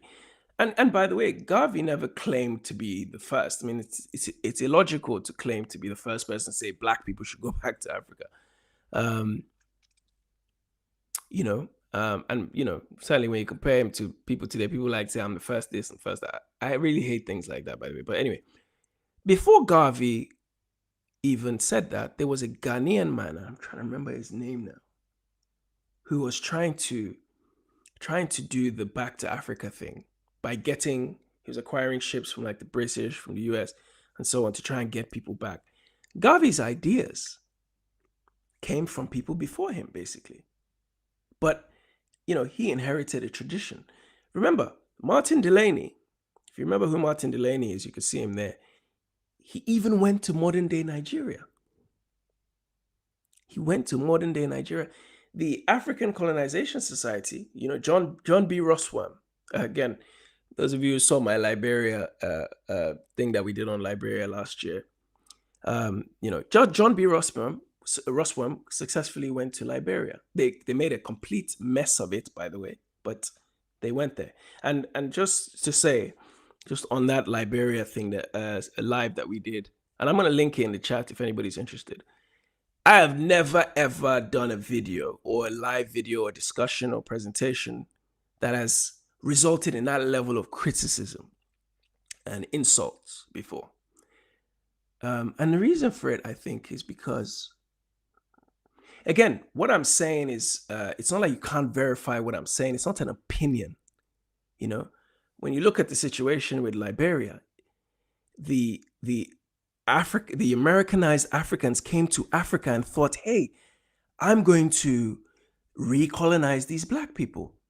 And I got so much stick for it. And it's funny, like a week or two ago, I saw Dr. Umar saying the exact same thing. And I looked in the comments, everybody was like, oh my God, what you're saying is amazing. But I was saying, not to say I'm the first to say it, but and John Henry Clark and people like this have talked about this before in the past. The Liberians came there with a colonial mentality. Why? Because they were educated in a colonial mentality. It's not to say Americans are bad. Or African Americans are bad. They came with the wrong mentality. Fast forward 100+ years. Look at the situation with Samuel Doe, where you see that famous image of them cutting his ear off. That is a problem that existed because of the way the the African Americans came there, thought they could civilize these people, not realizing that these Africans that are there are descendants of the people of Songhai, of Mali, of Ouagadougou, what they call Ghana. They were descendants of these great empires, one of the best organizers in the world, organized societies in the world. But colonial mentality. All right. Anyway, so we need to fact check things a bit more, is basically what I'm getting at. We've been basically programmed to never criticize our masters. Even Booker T. Washington, he had Pan-African dealings with Liberia as well, of course. He had ties to other parts of West Africa as well, other parts of Africa. Even the concept of the Ibo Landing, and this is really where I want to end. The Ibo Landing. Those of you who remember the Ibo Landing, it's those group of enslaved people who were supposedly in the Ibo, so from eastern parts of what we call Nigeria. At the time, a colony of the Benin Empire, by the way. They were brought to Georgia, told to, as slaves, survive the journey. And, they were told, get off this boat now. And they basically said, we would rather die than step foot on your land as your slaves. That's a back to Africa concept. We would rather die than step foot on your land as slaves. Imagine they survived the journey and then they get there and say, nah, Mba, I will not die as a slave on your land. I will die here and my mind will remain in Africa. My spirit will remain in Africa. So this is Pan-Africanism. This is real Pan-Africanism. And as my brother Dr. Kambon always says, we have to get to the point where we re-Africanize. We have to get back to where we are supposed to be. And I thank you all for watching. All right. Let me take your comments. Let me take your comments now. Okay, I don't know where I stopped before, so forgive me if I read the same one more than once. Okay. I think this is where I stopped. So, Victor James, good to see you. The energy towards us has not been better because we haven't leveled up. Humans at... Okay, no, I've read this one. Excuse me. The goals were creatures... Okay, I've read that. Where am I? So where was I? Okay. The scientific method is out there for all who choose to use it. Okay. Galactic soil development should mean development of our local economies, not just infrastructure to facilitate the extraction of raw materials to be processed outside of Africa. Absolutely. And it's high time we leverage the raw materials we have for development. You see, again, we talk about industrialization as if we're just talking about the Industrial Revolution. That was 150 years ago, right? That's gone. The world has obviously overtaken us, but that doesn't mean we can't catch up. Again, I cite the example of the Emirates countries. UAE was nothing 50 years ago. They've realized they had an asset that was valuable and found a way to leverage it to get the best minds in the world to come and develop their country. We could do that too. Again, it's not the best example, but it's certainly an example we could use. Rwanda 30 years ago, April, they just celebrated 30 years after the genocide. There was no currency, there was no government, nothing. What did they do? They were able to find a situation where they were able to bring, say, universities like Carnegie Mellon to come and build institutions there to educate their people. They were able to leverage on, and they don't have anywhere near the same level of raw materials that places like Nigeria, Congo, even Ghana have. But they were able to find a way to bring the best minds. And now when you talk fastest growing economy, best places to do business, they're advanced. They need to influence their neighbors, but they're advanced. They will start being talked about, maybe not now, but at some stage, considered in the BRICS conversation at some stage. Not now, they're not there yet, but they will start being considered because they found a way to leverage what they have to bring the rest of the world to come and assist them in making it happen. We just need to think like that. There was a Nigerian pastor who said, thank you, Adad J3. This is the kind of thing I'm talking about. Falsehoods, lack of criticism. And you know what? There are people in his flock that would have heard that thing and said, yeah, DNA doesn't exist. My God, the God I serve. My pastor said DNA doesn't exist. I mean, here we go, right? Sub-Saharan Africa is too heterogeneous for a lot of these countries to be governed as whole countries. This is one thing peculiar to Africa. I don't think any other continent is diverse, honestly. You have a point there in terms of diversity. Africa is a very, very diverse continent, but it's not ungovernable. There are similarities between various places. Now, certainly, you take a place like Niger, for example. It's 80% sand and desert, 20% coastal. And even then, you look at places like Diriku, what's the other place? Jamina, Jamina is Chad, Niamey. You look at those types of places and they're really not really developed. But mentally, you see, everything starts with the scientific ethos, the mental. What do we all collectively think?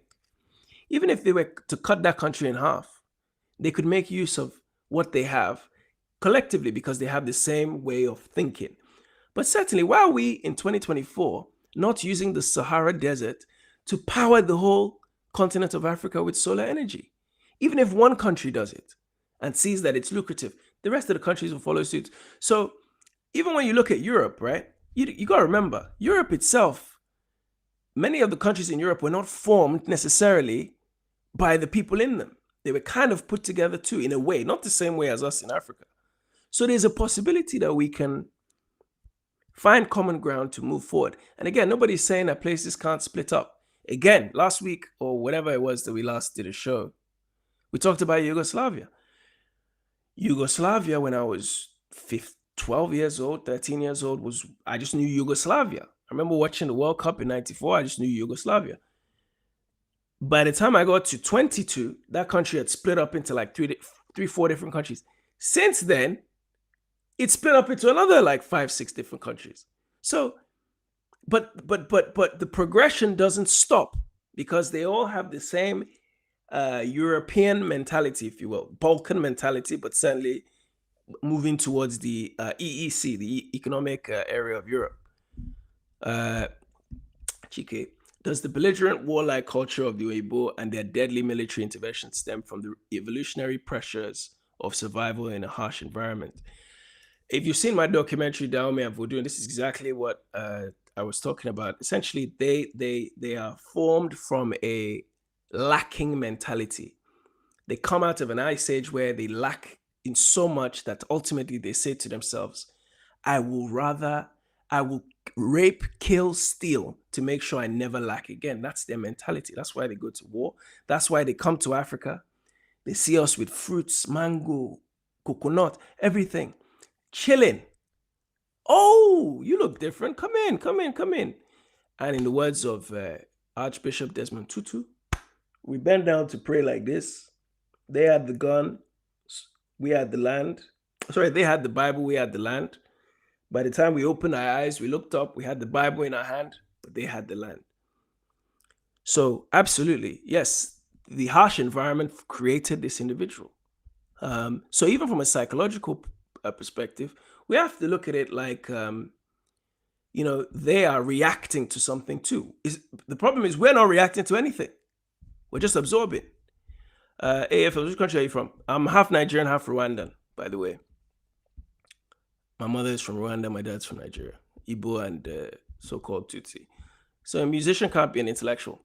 I haven't said that right now. A musician can be an intellectual, certainly, but we have a thing in Black culture, specifically, actually, let me be specific, in Western Black culture, where the most influential people are musicians to us. In other words, when you see, again, I'm using this because it's the common talking point at the moment. The most popular conversation that's happening in the Black world is P. Diddy being arrested. The most common conversation going on in the quote unquote Jewish world is the war that's being fought. Obviously, they're two different things, but certainly you can look at so many examples in the so-called black world where there are wars being fought. They're not common talking points. And when you see the people speaking about what's going on in Israel and Palestine, you don't see any Jewish artists. I don't see you may a Jewish musician or artist. I don't see a Zach Galifianakis or who else is Jewish? I don't know. I don't see any of these people coming out and talking about this. The Diddy thing is everywhere. Everywhere. But when it comes to the wars that are being fought across Africa, no one's talking. It's not on the news. I would wager that you can go to a hole in Brazil, a hole in Bahia, black part of Brazil, and people know about Diddy. Do they know what's going on in Congo? Do they know what's going on in Sambisa Forest? Absolutely not. So let's not be fooled. We're not talking about the musicians cannot be intellectuals. They absolutely can. But it's us as a people continuously pushing our musicians to be at the forefront. The people who gave most of Africa the books don't even believe in those. Thank you. Adaje, I don't know whether we know each other, but this is exactly the point I'm trying to make. They have even stopped looking at those books. They've stopped following that same religion that we are still going hard for like it's no tomorrow. I'm not, by the way, if you believe in something, it's your personal thing. But when it starts to impede on your common sense, I'm sorry. I wear cowries, right? I've got locks and I've got cowries in my hair, right? There's no look to try and by the way, this is the hair that's growing out of my head. I haven't done anything. I haven't added anything to it. You guys saw the story in Ghana during COVID of those kids who went to what's the school? Achimota, that famous school, Achimota. And they had locks and they were told they have to cut the hair. And my friend, Dr. Cambon, again, he'll be on the show tomorrow, doing a live with Dr. Cambon tomorrow. He said that he went to go and argue. He was the spokesperson for the family. He was saying, it's incredible. This was the head teacher of the school is wearing a wig from India. And then she's telling these children they can't grow the hair that's coming out of their head. Where in the bylaws, the laws of the school, the rules of the school, does it say you have to cut your hair? So, this is the definition of insanity. Victor James, North Africa seems to be more developed and industrialized. I would say no, they're not. I get what you mean. Could this be because of the degree of cultural homogeneity they've achieved? Now, Northern Africa would appear to be more civilized, not civilized, did I say civilized? More industrialized, excuse me. But certainly, let's take North Africa, let's divide North Africa. So we have Morocco, we have Algeria, we have Tunisia, we have Libya, and we have Egypt. Under Gaddafi, you could say Libya was living a life that most parts of Africa wasn't and that was mostly because of, you look at the tenets of Islam, the pillars of Islam. And I'm not saying these people are, it's a separate religion to Christianity, right? It's completely separate. I know they're all so-called Abrahamic, but it's a separate religion. You see, the pillars of Islam are things which you can do. Islam has a external, what's the word? Its actions are external, whereas Christianity, or certainly Pentecostal, is all internal. It's my personal relationship with God, my relationship with Christ. Islam is different. It's actions. You physically go and pray in a mosque. You have your mat. You physically go and do these things. You physically show charity. So yes, there's that extent. You look in Egypt. Egypt is the Arabs that went to Egypt have the luxury of being in one of the biggest tourist sites on the planet, bar none. There's more stuff to see. Again, watch my 4-part documentary series. I didn't even scratch the surface. There is more stuff to see there, so it's a tourist haven. And unfortunately, or fortunately for them, Europeans came and saw this stuff and were obsessed with it. So it makes them have a little bit more of an advantage. I wouldn't say it's... Look at Cairo. I mean, those of you who've been to Cairo, Cairo is Lagos to me. It's the same thing as Lagos. You look at Morocco. Morocco has a monarch, King Mohammed is it the fifth? I can't remember. And it's a continuous set of monarchs since the Turks. I mean, even before that, they had monarchs, but they've maintained a monarchy where the king is basically runs everything, and the king can do no wrong. In part because of Islam too. You don't depose the king in that sense. They did it in Egypt, by the way. They got rid of what's his name? Forget his name. But in the 1950s. But anyway, in Morocco, there's a king who says tourism is something I want to develop this country.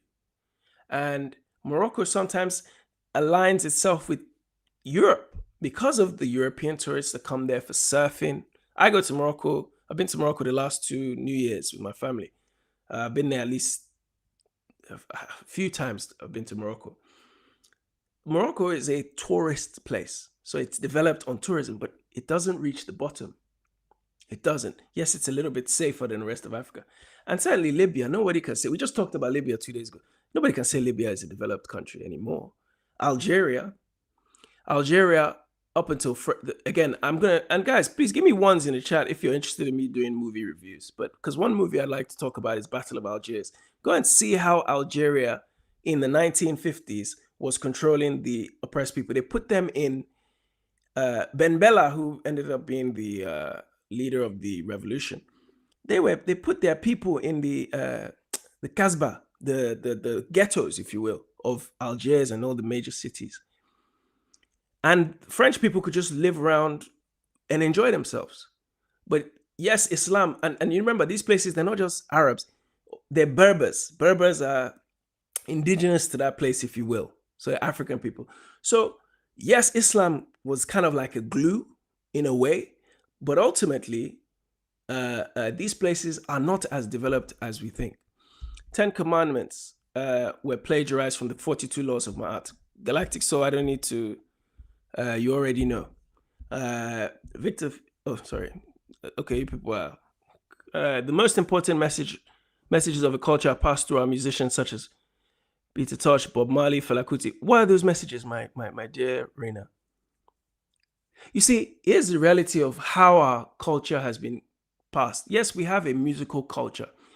I talk about this a lot. Look at the griot culture of Mali, Senegal, Gambia, that part of the world. Oral tradition through music.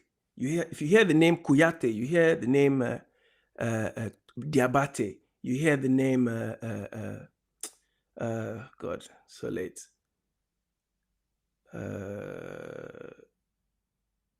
Jobarte. These are names of griot families. Even that musician, what's her name again? The French girl, Aya Nakamura, comes from a family of griots. These are people who their job was to sing the story of a culture. That's fine, but that's done in a separate way. If they choose to be pop stars and just sing about, I saw this girl in a club, it's not the same thing. And again, it's not about the musician. I don't know, Rena, maybe you're not understanding what I'm saying. It's not about that musicians can't be smart or they can't be intellectuals. It's the fact that we are the only people who just focus on our musicians. You don't focus on it. People care about what Jay-Z will drop an album. People are like, oh my God, Jay-Z is the one that's dictating to everybody. Diddy is the one dictating. And now you can see how all of them are falling one by one. We gotta be careful about our entertainers, my people. This isn't an illogical statement. It's common sense. The success of Pan-Europeanism, yep, talking about German, yep, you on the live chatting in an English accent. The success of Pan-Europeanism, yes, absolutely. In fact, that's a very good point. You see, I speak my language, and I speak a little bit of Yoruba as well. But I'm mindful that I'm even on a platform, and I talk, if maybe Buana, you weren't here at the beginning, maybe go back and rewind. I talked about this at the beginning. I said, even being on this platform is Pan-Europeanism, because here we are on a platform, and I'll put the link for Abibitumi. And again, be here tomorrow. Dr. Campbell is going to be on, and he's going to be talking about Abibitumi. That's where my personal social media handles are. We have to go towards promoting our own culture. At the moment, English is important because, unfortunately, English, French are the languages that our people will adopt immediately. But again, our job is to ensure that our children are speaking different languages, speaking our indigenous languages. My children can read and write my language. I was never able to read and write my language. And that comes from active, and I've talked about this before on this thing before. That comes from being deliberate about what we do. You see, again, one, I don't know whether that was brought up as criticism, but this is what I'm saying. We like to just throw things out, right? We like to just pull things down, but ultimately, we can't argue with the message. Pan-African was a good faith effort to address issues of Black or dark-skinned people all over the world by focusing on our inherited likeness. Yes. Cheikh, Pan-Africanism can only exist within the context of a single African currency backed by African oil, gold, and mineral reserves. Yeah, I guess to an extent, maybe there are other ways too. There's the IP of being an African, and Pan-Africanism, I think, is not necessarily tied to. Certainly, I think the industrialization of Africa you could use in that way, but I don't know if Aka is here, but it's just not going to happen. I don't think. All we can do is start small within our little cocoons and then move forward. Maybe Pan Africans would have worked if it started and been supported in Africa by Africans first and foremost. Is Ren, are you trolling? I'm not sure. Are you are we? Is Rena trolling? I'm not sure. Socialism is just another European political philosophy that needs to be avoided. Yep. Intermarriage and economic trade are effective strategies at building. Very good point. And by the way, intermarriage is something which not only we in Africa practice, the law of the world practiced it. Ultimately, intermarriage allows you to say, okay, this person is my kinsman now because their daughter is my wife, or vice versa. So it creates bonds that are related to family. But even in Europe, my brother, that intermarriage backfired. Look at the First World War. Kaiser Wilhelm was cousins with the English king, who was cousins with Nicholas of Russia. It didn't stop any of them going to war with each other. They all went to war with their cousins that they would spend summer holidays with. Anyway, I think in terms of Africa, yes, blood can draw you closer, but it still can create conflict.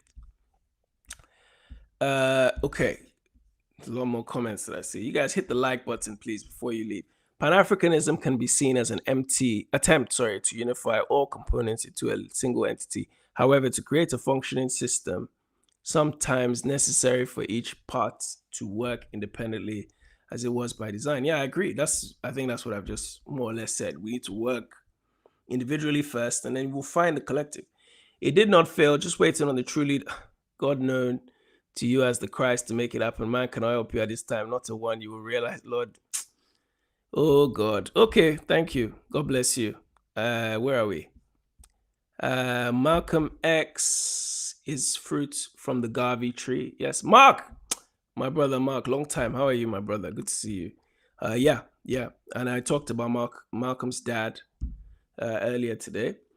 Every generation is told soon, very soon, Jesus will return from the sky, yet they end up dying while waiting without addressing their man-made problems. Absolutely. Look, we'll go and pastor say, oh, your reward is in heaven. Your reward is in, everybody will shout heaven. My reward is outside. My Rolls Royce is outside. My private jet that can take me around the world is there. I can go and have sex with every female usher, every head of department. I'll tell you a little story, by the way. It's close to home. But I know of somebody who was in a church, very famous church here in London. And they said they wanted to release an album, gospel album. Now, the head of the, what they call it, the choir master, whatever they call him, leader of worship, not leader of worship, but the main guy who's the music coordinator of the church, worked in the industry. Got them to record an album.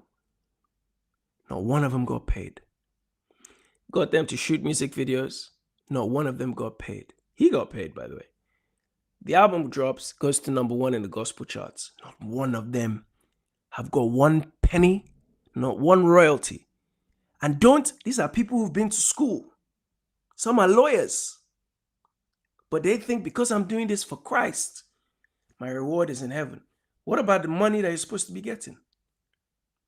What about the money that you deserve for putting in your effort? And said, now, if that was a record label and you were not doing a gospel album, you would demand, where's my money? So please, we are mad when it comes to religion. We are mad. And we're the only mad people. Because like I said, the people that brought the religion to us in the first place, they don't even follow the thing anymore. What does that tell you? So you are, anyway, what are your thoughts on having contingency plans in place for when great black leaders are inevitably taken out? Lumumba, Sankara, Garvey, Malcolm. I have a different theory, by the way, on some of these guys, not all of them, but, and Lumumba, Sankara are separate to Garvey and Malcolm to me. I think they're different types of leaders. I think Lumumba and Sankara, Lumumba, and I did a podcast like 10 years ago, and we talked about this. Look, Lumumba, there's no way of saying Lumumba might not have gone down the route of being Mobutu. You just don't know. Don't forget Lumumba, Lumumba, we're talking about young men, by the way. Lumumba was 35, 36 at the time. Sankara by the time he was dead, was 37. Malcolm was 39. Garvey was older, but a lot of these men, power is it corrupts. Power corrupts. So we are all susceptible to this whole concept of, if I'm in power, I might get sucked into the wealth, and power is addictive. It's addictive. And so I think it's succession planning that is important. And I think there's nothing wrong in having a leader. It's the checks and balances. And that's why when I have to go back into African culture pre-European arrival, the way our kings and queens were decided, they weren't just somebody that rose up and said, I'm going to be king and nobody's going to be questioning, like they were in parts of Europe. They had kingmakers. They had a council of elders that would hold them accountable. They didn't just rule. And I think that is more important because it's indigenized. It's founded by the people. It's like the UK election, for example. You see, they've had 1,000 years to figure this thing out. Not 1,000, but let's just give them 800 years. It's not really that long, but they've had like 1,000 years to figure this thing out. And they finally landed on a concept where, okay, the king is cool. Stay there, don't get involved. Keep you as the figurehead. But the people need to run the country. Whereas 600 years ago, or even 500 years ago, Henry VIII's time, they did whatever they wanted. The king could really do what he wanted. Yeah, he had a council, but it wasn't as powerful. And as time went on, of the story of Cromwell, where they were like, the people just said, no, this is ridiculous. We can't allow this to continue going on. And so ultimately they found a system that worked for them. Problem with us in Africa at the moment is we're operating a democratic system in a way that is undemocratic for Africa. Nigeria just had elections. Did anything change? Go worse. The people who supposedly voted. Go back to 1964, like we were talking, they had an election. People who voted. The people won. 2 years later, those people were out. Kagame has just won a 4th term as president. Now, whether or not he's holding on to power, maybe whether or not the people haven't voted, you cannot argue with the facts that their lives have improved. And you see, ultimately, would Lumumba have had the opportunity? And by the way, I know your question. Forgive me for going on a tangent, but Lumumba, remember he had Shombe and what's the other one? Kazavubu and all these people breathing down his neck. So it's not like he had the freedom to do anything. So Lumumba never stood a chance. He never did, not with his ideology. So in situations like that, again, we have to look inward. What can we do with our household? What can we do with our children? to prepare them for the next generation. That's all we can do. That's all we can control. So great question though. Garvey never touched Africa. He predates the decolonization. The whole continent was locked up with Europeans, except Ethiopia. Garvey had beef with Selassie. Yeah, yeah. Mark, did you just come in? I think you missed the beginning part. We talked about it. But yeah. Garvey, he never touched. It's incredible. Man with the Back to Africa movement never touched the continent. And maybe had he touched the African continent, he would have realized that he needs to start with Africa rather than start with America. Okay, the Europeans knew better than allowing Garvey to touch soil. It was even illegal to have his newspaper. He was troubled to their aims, and they knew it. Yep. Peter Pan. Freedom is attained when Africans start building the human minds rather than trying to build the biggest warships. Thank you. For Africa to be free, she needs her best mind to do the thinking. Absolutely. I mean, I completely agree. Rastafari, the child of Marcus Garvey. Ashe, I don't know who you're referring to, but thank you. I wanted to be an apologist growing up until watching debates between people of various faiths and non-believers left me with more questions than answers. You and me both, my dear brother or sister, I don't know. Marcus Garvey was no failure, a true prophet who was 100 years ahead of his time. Nobody said Marcus Garvey was a failure. Go back and rewind this video. Someone should be advocating for the logistical movement of our people to some section of the mother continent. You see, is what I have to say about that. Everybody, maybe controversial, but everybody has the opportunity to go to Africa now if they want to. No one's being held back like they were. The problem is the minds are so colonized, we don't even think like that. Why must somebody organize a trip for you to Africa for you to go? And this is why I say scientific ethos is not there. We don't think African. I'm sure, I don't know if in this chat somebody said it, but there are people that, on my videos every day, people are saying, I'm not African, I'm not African, I'm not African. It's the mind that's colonized. The scientific ethos does not exist. We have to develop that first, where everybody accepts. Remember, 100 years ago, everybody accepted they were African. Mark just brought up the point about Ethiopia. When Ethiopia was at war, how many African Americans, so-called African Americans, said, I want to go and fight for Ethiopia against Italy? How many? There were so many, and they were prevented by the U.S. State Department from getting the necessary documentation to go and do that. But you had black people who thought African. You look at the early churches, you have African Methodist Episcopal, AME Church. It's African thinking. Somewhere along the last 100 years, 50 years, we've just stopped thinking African. When did you stop being African is the question for me. When did you start being, what was the, this man's, what's his name? What's this your guy? Hidden Colors guy, what's his name? Tariq. What's his own organization? You know, there are people that say that and they're not African anymore. So until we get to the point where we recognize that, we're wasting our time. If you want to go to Africa, my brother, get a plane ticket, go to Africa. Pick anywhere you like. You have 54 options. Go online, go on YouTube, find people who are there, message them, they'll hook you up. I did a video, by the way, like 18 months ago where we talked about the best places, the places to go to Africa and when. Go and check that video out. We'll never receive reparations. We will never receive justice. This has been clearly demonstrated. But this is the thing. How can we expect to receive reparations from these? I just don't understand where this thinking comes from. The African in West Africa, his heart has been hardened in the time of slavery. Therefore, there is no tolerance for opposition or criticism. Shakara Ochame, or Chief Alfred Sam is the name of the Ghanaian. Thank you very much for that. Ikan Fire. It takes $100 billion to build the. Do you mean the Akosombo Dam? Is that what you're referring to, which we were talking about before? Okay, so these are the ones for people who want me to do movie reviews. Thank you. I'll be back on with them. Again, I'm in Nigeria next couple of days, so let's see how good the Wi-Fi is. Celebrity worship is not isolated to us. It's a tool of distraction used against all of the poorer class in the West. Plus, we do not yet control our mediums. Clarence, let me just make this point very, very clearly to you.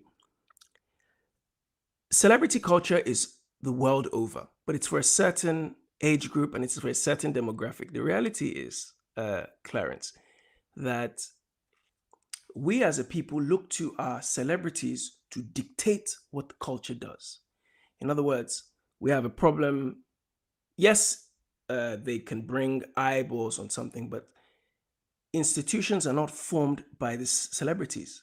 In fact, the celebrities are tools of the oppressors. The celebrities are they're designed to ensure that we are all moving in a certain direction. I just, I'm looking at two celebrities in particular, Akon and Idris Elba, who have found their African identity in the last 10 years. They've just found their African identity.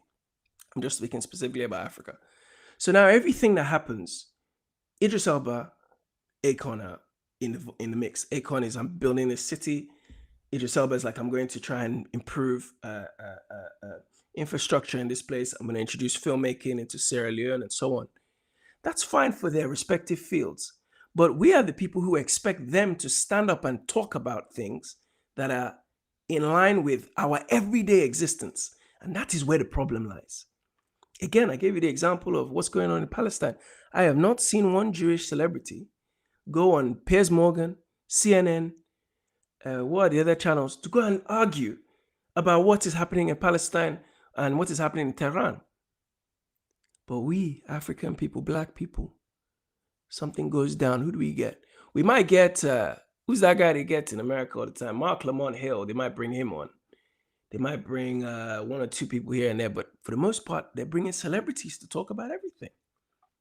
Why is Dizzy Rascal the UK representative to talk? Go and look at that interview, by the way. Obama has just been elected president, election night. He's president-elect. They bring Dizzy Rascal to come and talk about, and he sounds so ignorant. And look, we're not, this is not me trying to be difficult or insult anybody. I'm just here trying to tell you that I am concerned about the future. I'm not here. And again, I'll be very honest with you. We're on a platform which doesn't belong to us. And this is why I advise everybody. Abibitumi.com. I'm going to put it in the chat. We will have Dr. Kambon on tomorrow. Abibitumi.com. Go and register on abibitumi.com. It has a social media platform where you can meet other like-minded people. I'm not saying get rid of your Instagram. I'm not saying get rid of your TikTok. I'm just saying be there too and be active on it, because it's about building what we have. They also have a abibitumitv.com. All my videos that you see, they're also there, right? And at any point in time, they can shut down this YouTube channel. I'm very cognizant about that. Very, very mindful about that. Bakari Quento, Abibitumi is fire. Absolutely. For those of you who are on it, Ivan, okay, thank you very much for the super chat. Appreciate it. I think Mali, Niger, and Burkina Faso are becoming aware of the need for cooperation. They're developing refining industries and resource valorization. Look, I have a theory on military leaders. And as much as I think, particularly Traore of Burkina Faso, the young man who is the leader there, certainly he is inspired. You can tell he's inspired by Sankara. And certainly the youth, he was certainly part of the youth that ousted Blaise Compaoré in 2014, if you remember, right? 30 years after Sankara had come into power, Blaise Compaoré, the man who deposed him, was ultimately removed by the people. So I don't doubt it. But me, I have a theory about army people. They're not designed necessarily in the modern age to be leaders in that sense. And ultimately, what ends up happening, they'll remove the uniform, they'll put on their agbada, and before you know it, they're Democrats. And that's where, for me, I want to see what is being done. This alliance with Russia is great, if that's the kind of thing you like. But ultimately, what is it? We're just getting drawn into another Cold War. The Cold War that saw Sankara die, saw Lumumba die, saw Olympio die. The same Cold War is what we're being dragged into. And I'm just like, why can't we just look in a Pan-African way? So yes, he's looking at Mali, he's looking at Chad even, but you see, all of them still have Macron in their ear, the French president. They still have, what's this person's name again? They have not Biden, who's foreign secretary, whatever his name. They still have all these people in their ear. Biden and Kamala, they're still in their ear because all those people have the economic power, and they know that they have the economic power, and they know that they also want something from these places in Africa. So yes, sorry, Ivelin, I think is the name. They are definitely becoming aware of the need for cooperation, but let's see how long it lasts. Chike, Chukwuigwe, Dalu, respect to you too, my brother. Thank you. Mark, if what's best for African people is in confrontation with what's best for Europe, Mobutu and Compaoré being in power for years until Africans decide else, puts Lumumba and Sankara in good company. If what's best for African people is in confrontation with what's best for Europe, Mobutu and Compaoré being in power for years until Africans decide else, puts Lumumba and Sankara in good company. Yeah. Look, Lumumba lasted 15 minutes in power. Sankara lasted three years. 84, I think, 83 or 84 to 87. And they knew the writing was on the wall because of the time. I don't think in the current iteration we have of democracy, the way it is practiced now, that we will ever get to a place where democracy will work in Africa. I think we need to get to a place where we bring back Babalawo. I'm being very serious with you right now. Until we get to a place where we recognize that Babalawo is more important than the imam or the pastor, we will not get to a place where we recognize that where we have a system that works for us, because there is no accountability. You see, we used to be in Africa. We used to have, again, I talked about Ibo Landing before. There was more of a spiritual accountability. What will my ancestors think about me? Hi. What will my children say about me? What will my grandchildren? What will my descendants say about me? We're at a place now where we don't even care what anybody says. As long as America says it's okay, go and do it. Go back and watch that movie Salvador, made by Oliver Stone. Go and see how the America, on the one hand, talks about human rights, and then on the other hand, funds left-wing and right-wing death squads to go and kill innocent civilians because it works for them in the name of anti-communism. They create all these, through all these stupid ideologies. They don't care. America doesn't practice democracy. They throw all these ideologies out there for you to buy. And it's, again, when it comes to Babalawo, we will not listen. When it comes to pastor or when it comes to master, we will listen. If you don't listen to Babalawo, that's why we're in problem. May I believe I listen to Babalawo. In fact, catch me at Osho Festival next summer. I'll be there. Pan-Africanism is definitely a failure. This is an ideology 400 years in the making. And what has it accomplished? LOL. And there we have it. My people, I want to just thank you again. If there are no more comments, anybody want to come on and say something quickly, just indicate and I'll send you the link. Again, I'm just going to bring you back to the first slide, which is about Abibitumi. I want to make sure Dr. Kambon will be here. Let me show you what the logo looks like. It's the one on the top. Again, the stuff that I was talking about today, if you want to read a little bit more about, study the work of Chinweizu, Mazi Chinweizu. He doesn't like to be called doctor. And the book, The West and the Rest of Us, is a good book to read. I'm going to be back tomorrow with another live with Dr. Kambon. We're going to be talking about another way of looking at the Back to Africa movement, a repatriation movement, which we all really need to start thinking about, especially those of us who have some connection with Africa. It may not be a physical. And Malcolm talked about this, by the way. If you remember, when he came back from Makkah, he started talking about we need to start, even if it's not a physical one, let's have a mental return to Africa. Until we do that, we are wasting our time.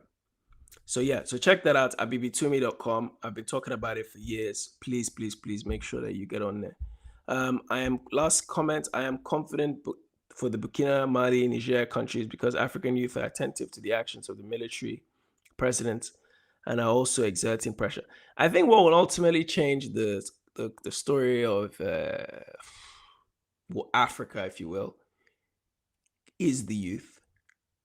But the youth are the youth. Youth by nature are ideological. As they grow older, they become more conservative. You don't stay radical for the rest of your life. You don't. Nobody does. You can't. You become more and more conservative. And so I think in their conservativeness, they're thinking about well being.